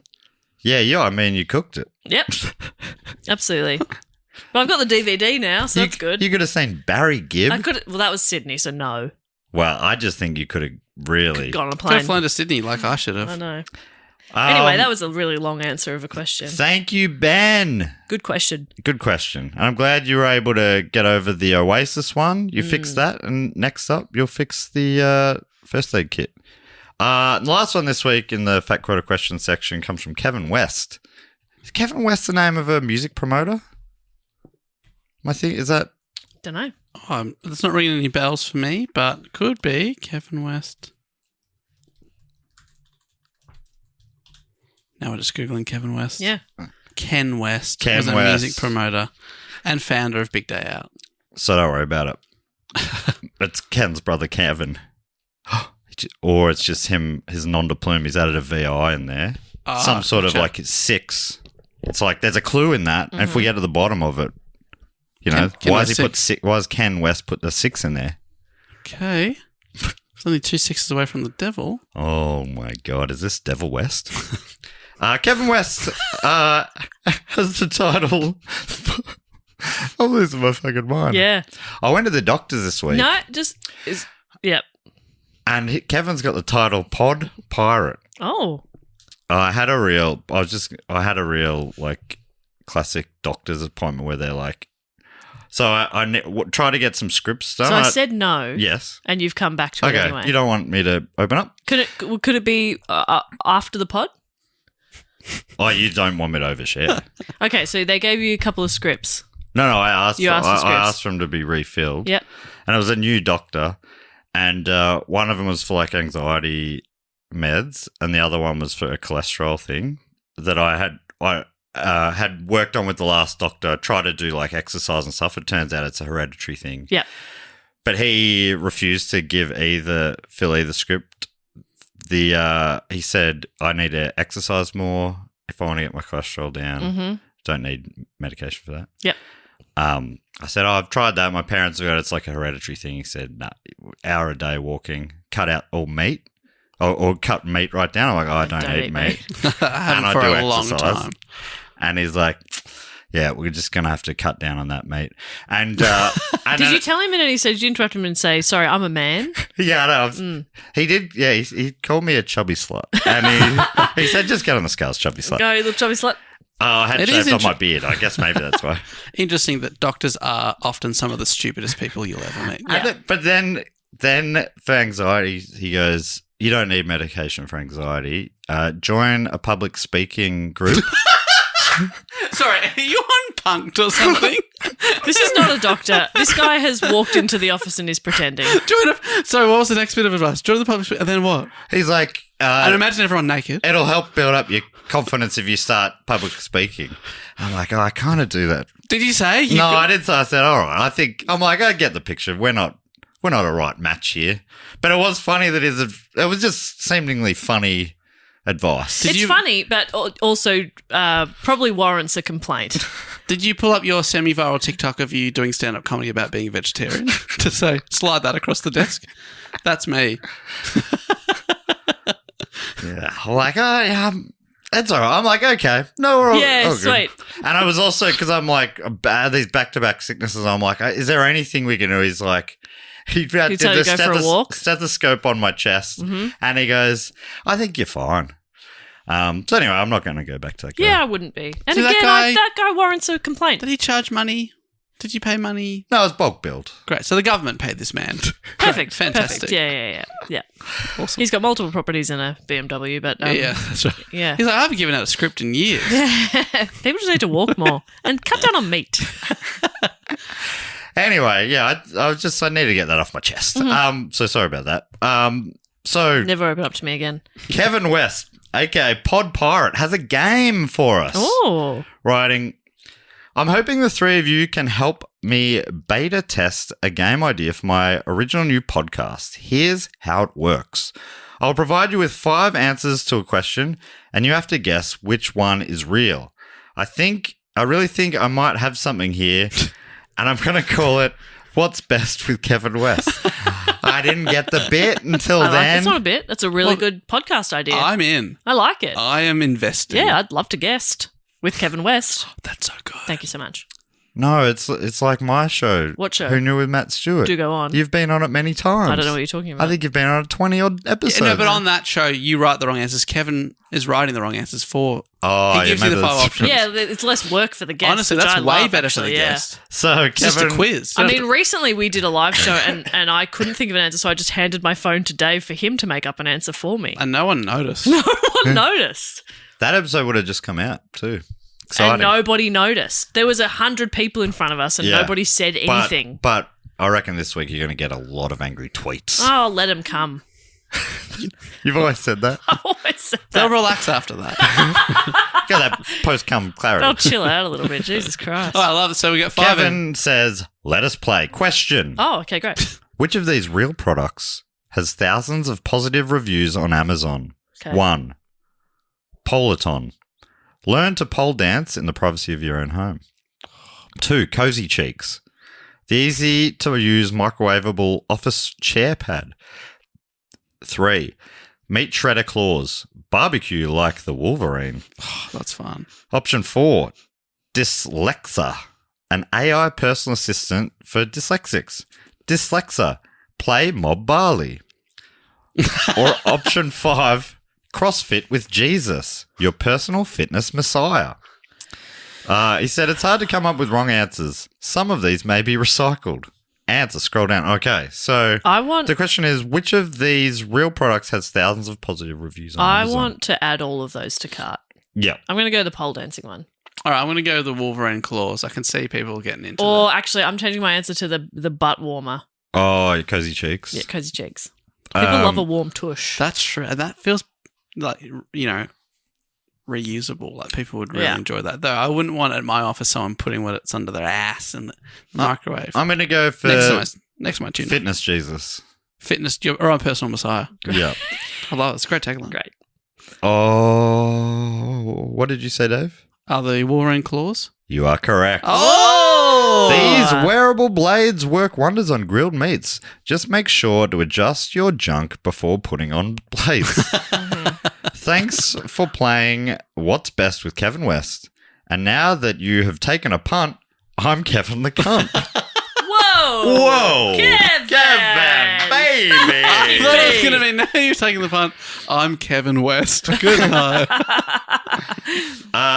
Kevin says, love you guys and all your podcasts. That's Love the you best also, Kevin. podcast idea I've heard in years. Yeah, I think that's I fantastic. think about 3.5 years. Best podcast. Dave, you Easily. should really check out the podcast you've been on about 40-odd times. I don't know. Who knew we met Stuart? He keeps mentioning it. I have no idea what he's talking about. He's made up his own little pod in his mind. That's so sad. And he's made me a guest. He's old. Yes. Thanks so much to Kevin, Ben, and Matthew /Matt fun. for those facts, quotes, and questions. That's the next good. thing we like to do is shout out to some of our other great Patreon supporters on the shout out level or above. Jess normally comes up with a game based on the topic of the day. Any I thoughts? have got a cryptid generator ready to go. Wow. Woohoo! Because this was all about the little green men, the goblins, Well, the gob jobs. the gobjobs. So I've got another little cryptid for them. Oh, that is so exciting. All right, great. Dave, do you want to do place or name? He doesn't sound that excited. I'm Me or Dave? actually so excited about this. No, I don't. I'm really excited. I love Now Kryptons. you just sound angry at me. I love Kryptons. Kryptons. I love Kryptons. I love Kryptons. Please don't quit, Jess. I'm going to quit. I'm going to quit. Because It's so funny because I was beyond exhausted on that episode. The problem was me, but they've put it on you, and that's feminism. have we done it? We've done it. Oh my god, I that know. is so exciting. Now you can drop it. Fixing it is just strangers overly protecting women? Yeah. Strangers now thinking women can do no wrong. That's great. Well, I'm glad. I screenshot that and sent it to you, that comment. Yeah. And I was like, I'm so sorry. I can't remember what I did, but I'm really sorry. And you were like, oh, they might be joking. I'm not sure. I did reply. I'm like, we're not sure if you're joking or not. Great. Okay. And they didn't reply. Yeah. They never do. Well, they're also a Patreon. So, Are they? yeah. How'd you know that? Looked them up. Oh, you're Hey, idiot. Don't leave your real name as your a YouTube. detective. No, they were sticking up for you. I don't think they were trying to do it anonymously. Well, If you're a white knight, you want people to you know your name. people to know. No, All right. Are you doing name I- or what are you doing? I'll Come do on. from Let's sound like this I'm has being been mean. going for 400 years. Let's finish this. First up, I would like to thank from Sheffield in Great Britain. It is... Oh. The comedy power scaled Vince Masuka from Dexter. It's correctly power-scaled Vince Masuka from Dexter. You said comedy power-scaled. And their cryptid is the Beast of Dean. Beast of They Dean. saw the Beast of Dean. I mean, I don't have it at my normal huge size. If you shrink it down, you can see how the R's make an M and Yeah. the CT make a D. You need that dyslexia. Sorry, Jess, what was the cryptid? Beast of Dean. Oh, that's sick. I Oh, agree. that crusty old Beast of Dean. Good on you, correctly power-scaled Vince Masuka from Dexter. Next up, I'd like to thank from Kringle in New South Wales. It's Hannah. The ivory-billed woodpecker. Ooh, ivory. Ivory build. That really sounds like a Who Knew It with Matt Stewart or a Kevin West answer. Yeah, that feels better. I don't know who Thought Knew It it with Matt best Stewart is, with but Kevin Kevin West. Kevin West should use that for his new podcast. But Hannah, enjoy. I'd like to thank next from Twin Falls, Idaho. Oh my God, Spud Country. Oh my gosh, it is Yasuki Mitten. Who reported the first sighting of the Nandi Bear. the Nandi Bear. That sounds very British. It's a Nandi Bear. It's a Nandi Bear. Cute. Oh my God, have a look over there. Oh my God, there's a Nandi Bear in the my backyard. God, Oh is my that God. a Nandi Bear in the backyard? Oh my, good heavens. Oh. Now we are going to go to the greatest of Britons now. From Lewisham, it's... Rebecca Gerard. Well, perfect that we're in the United Kingdom. Fred, that's the wrong name. You've really got to get the font bigger, mate. Can we go again? Now we are really going to go to the greatest of Britons. From Lewisham, it's... Kayla Dice. Hello, I'm Kayla I'm Dice. Kayla Dice and I've seen the Black Shark, Black Shark. which is a Black sure Shark. UK one. Black That's why the Shark. darkness- So wait, these Shark. are real. Shuck. Black Shark. Yeah, Oh the my- Darkness sing about Yeah, it it's on a their great song. first album. really It's good. it's kind of like a big big black dog. shaggy dog. I love it. Black And according to the darkness, Black Shark don't give a fuck. Black Shark don't give a fuck. I want to hear Yes, that I'll song. play it for you at lunchtime. Well, mate. Jess, did you know I couldn't hit that note? I was sure I could. Shark don't give Well, a fuck. I'm just quickly... That was fantastic. Thank you so much. Just quickly... It also wasn't the right note, but it was it was closer. clearer. Yeah. Yeah. Quickly checking my emails as to who I'm booking in the Triptych Club. Oh, wow. You're never going to believe it. But anyway, Darkness are about to be in town. from Park Ridge, Queensland, hello and thank you to... Rebecca Gerard. Goat Man. Oh, my Rebecca God. saw it was the first sighting of the Goat Man. AKA Nathan Lyon. The Known goat. as the goat. Mm. And he's a man. Lots of people are known as the Goat, if we're honest. Huh. Yeah. Plugger. Blogger, etc. Phew. Peter Senior. He's like What sport? golf. Oh, really? No, I don't think anyone's probably called him the goat. He's the goat of mustachioed Queensland golfers of the 90s. Wow. Fantastic. Name a better one. Hotly honour. contested title. Next up from Brisbane, we're staying in Queensland. Steph. Steph saw the first Queensland tiger. The first Queensland title. Whoa. Whoa. Yeah. Is Stefan the Brisbane hairdresser celebrity? Or is that something That else? is Stefan. This is Stefan. I think it's Steph with an F too. Could be. Wow. Could it be? Well, we can only assume yes. Stefan hairdresser. Stefan, the hairdresser. Big local celebrity in Brisbane in the 80s, maybe. Yeah, and I think he comes up every time we are in Brisbane and we bring him up. Yeah. Because one time we were up there, I was watching daytime TV and there was just like an hour documentary about Stefan, the hairdresser. It was fantastic. Oh, that's right. And we looked at him. He brought the Sky Needle and put it over his headquarters. What a man. That's Stefan. excellent stuff. All right, next up, I would like to thank from Swindon in the UK. It's Jessica Robinson. And Here's to you. Jessica saw the Tahoe Tessie. The Tahoe Tessie. Yeah. Tahoe, like a Nessie, I guess. Yeah. Nah. A Tessie. Okay.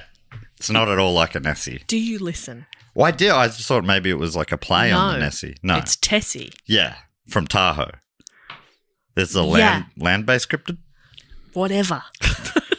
Next up from Brisbane, but not Stefan country, from Brisbane, South Australia. Wait, Whoa. what? I don't... You can't have that. I don't want that to be a real thing. You can't do that. That's an assault on God. I mean, I've looked it up. It An doesn't seem to assault on exist. I Brisbane, South Australia. I think they've lied. Or maybe they're from the drop-down menu have hit the wrong Yeah, state. probably. It's probably just Brisbane, Queensland. Jeez, they're going to confuse a postie trying to Yeah, get they their did not get Christmas their Let card. us Christmas know. card. Did the Christmas card Sorry, arrive? you were literally saying that and I just cut you off to say it. Did the Christmas that's card- That's how Feminism it feels to me. What? That's because feminism won. That's right. You can do that now. And who is this South Australian Brisbaneite? Oh, Jesus Christ. Joanne Vecchio. Gerard Vecchio, devil bird. You're not a devil bird, but you did spot a devil bird. Oh, devil bird. Yeah. Devil bird. And these are all real. Well, like real. They've come from this is sourced from the list of cryptids on Wikipedia, so yes. Yeah. They're all real. And finally, for this section of the podcast, thank you from Colby in Kansas. Colby in Kansas. I will admit, I'm looking up Sri Lankan folklore's devil bird, but I really need to get back on track and say, from Colby, I'd love to thank Andy Sue. Andy Sue has seen Mucky. I thought you'd like that one. I love As Mucky. spelled? Mucky. Muckie. Mucky. And if anyone takes a shot at Mucky, We I'll will take them down. We will come after. Mucky sounds so cute. Irish. Mucky! In Irish folklore, a mysterious creature said to inhabit the lakes of Killarney. Oh, nice. That's my ancestral homeland. Beautiful. Do you know Mucky? I Do you know Mucky? Have you met Mucky? I think Mucky might actually be my cousin. Whoa! Cousin Mucky. Cousin Mucky. Once removed. That's so beautiful. Cousin Mucky. And now, I should say once more, thank you so much to Andy, Joanne, Jessica, Steph, Rebecca, Kayla, Yasuki, Hannah, and Correctly.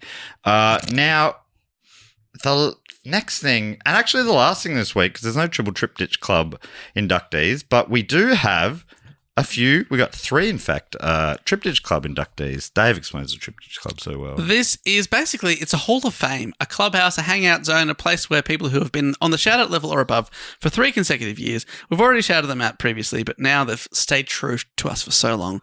To enshrine them, we put their name up on the wall, and then we welcome them into our Theatre of the Mind style club. And once you're in, you can never leave, but why would you want to? Because we've got everything. We've got food. We've got drink. We've got doctors that actually do their job. Toilets? Honestly, I would be a better doctor than that. Just have a go. It was just funny on 2 of the things. I'm like, well, I've already pretty much do both those Have things. a look at your fucking notes as well and be like, oh, yep, no, I can see that we've worked through this a lot. Yeah, great.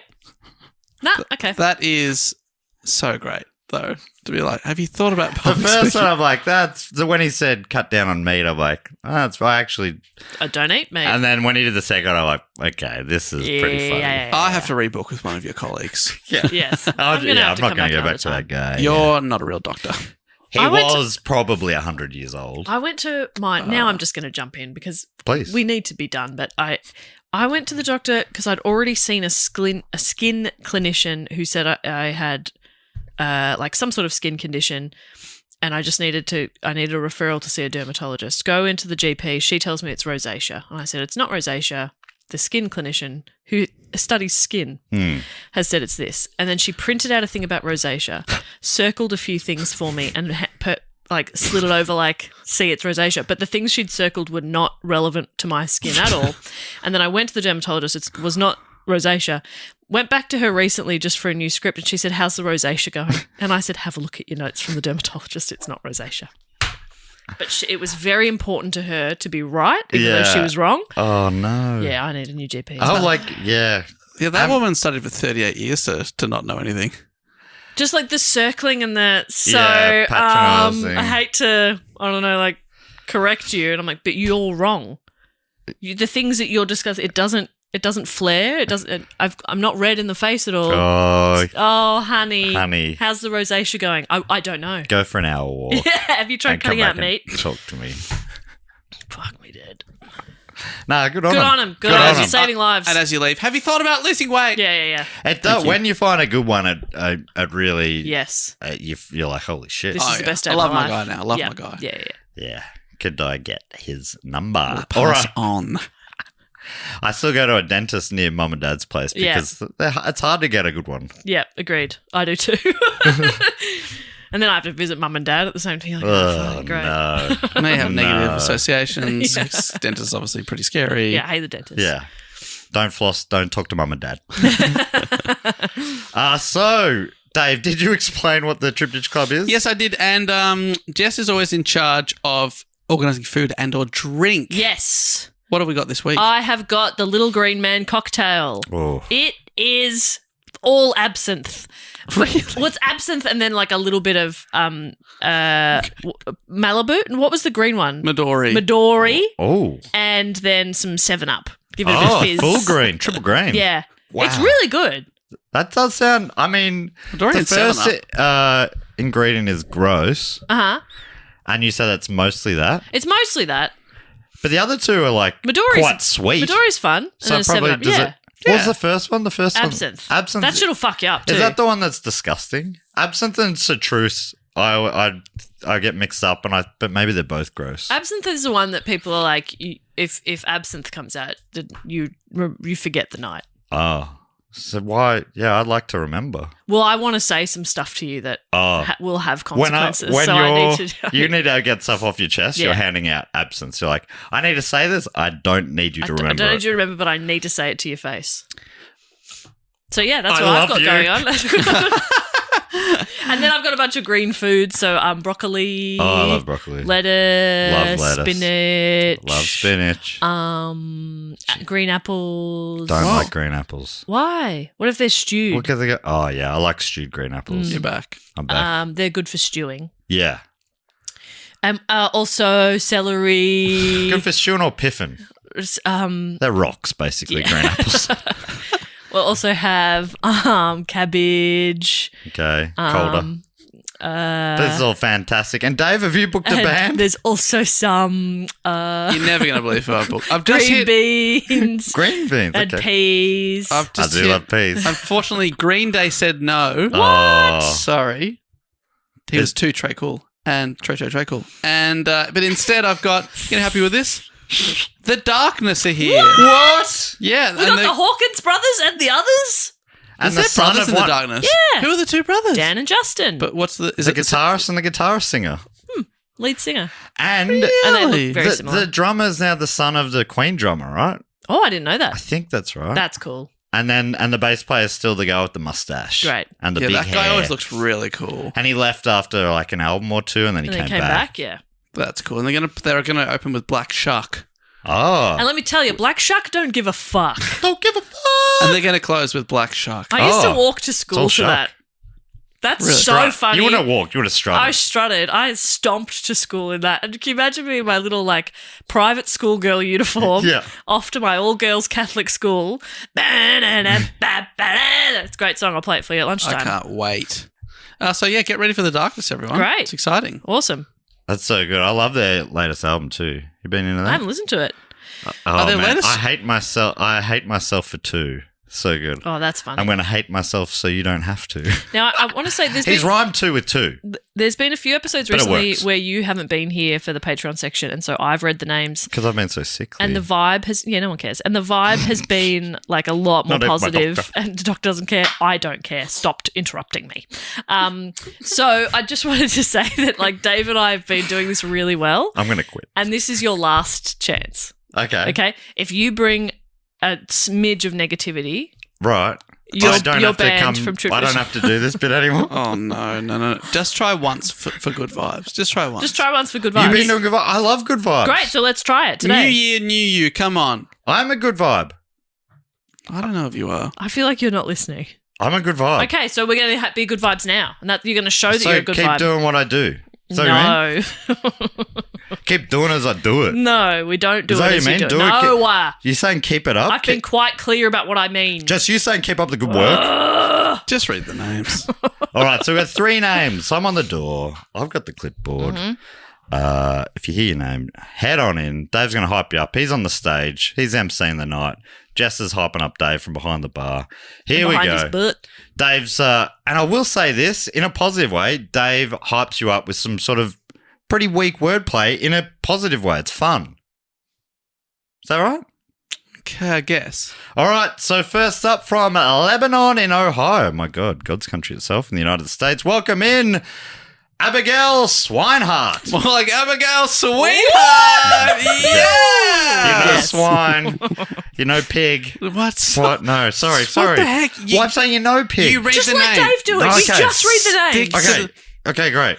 If we could get our I in-house... thought I was trying to be extra You just positive. read the names. If we could get our in-house operator, who I assume is AJ, live in the club, to mute his mic as soon as he's read the name so we don't have to hear from him again, Yeah. that'd be great. Thank you, AJ, for locking him in Okay. a paper bag. Next up, let's get some momentum going. From Perth in Western Australia, welcome into the club, Dan. Wham bam, thank you, Dan! Woo! And finally, It from is better. It's better when we I can't hear love it. when you can't hear it. East Brisbane in Queensland, not the South Australian one in Australia. Welcome into the club, Graham McKenzie. Graham McKenzie, more like Graham. He's my friendsy. Yeah! Woo, woo, woo. Oh, that's some good editing, AJ. We're going to need that moving forward. Thank you so much, and welcome into the club, Graham, Dan, and Abigail. Like I say, there's no Triple Trip Ditch Club members in this week, but there will be more to come. If you have been on the shout-out level or above for 9 straight years, blows our mind that there are people in that special section of the club. Anyway, that brings us to the end of the episode. Jess, anything we need to tell people before we go? That we love them, that we thank them for listening and telling their friends about it. If you want to support the show, you can head to patreon.com/dogoonpod. And also you can find us on social media, Do Go On Pod or Do Go On Podcast on TikTok. If you want to see what we look like. Yeah. Is it true that we're in New Zealand now for the first time? We're in New Zealand right now. That's so exciting. Look out the window. Isn't it beautiful? Oh my God, everything's so sunny and mountainous. Gorgeous. Wow, yeah, come and see us in Auckland tomorrow night, Thursday, the 22nd of January, and I believe we're in Wellington doing 2 shows, one sold out on Saturday night. Yes. Come on down. People tell us all the time, oh, I just missed you. I didn't know you were in my city. We don't know how to tell you We do say it. Well, on socials, we do it on the Patreon, we do it on the pod. I'm not sure how else to get this information Please to you. don't miss us. We'd love to see you there in New Tell Zealand. any of your Kiwi friends. That'd be great. Who maybe have their heads under a rock. Yeah. Now, Dave, boot this baby home. Hey, we'll be back next week with another episode, possibly live from New Zealand. Who knows? But until then, I'll say thank you so much for listening and goodbye.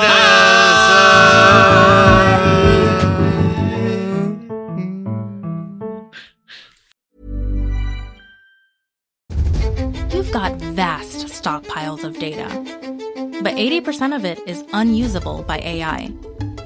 That's a lot of missed opportunity. The Highland Content Innovation Cloud is the only platform that makes enterprise content and unstructured data agentic AI ready, secure, and actionable, so you can make real impact for the people you serve. Incredible opportunity is here with Highland. Turn insights into impact. Don't forget to sign up to our tour mailing list so we know where in the world you are and we can come and tell you when we're coming there. Wherever we go, we always hear 6 months later, oh, you should come to Manchester. We were just in Manchester. We're just there, but this way you'll never miss out. And don't forget to sign up, go to our Instagram, click our link tree. Very, very easy. It means we know to come to you, and you'll also know that we're coming to you. Yeah, we'll come to you, you come to us. Very good. And we give you a spam-free guarantee.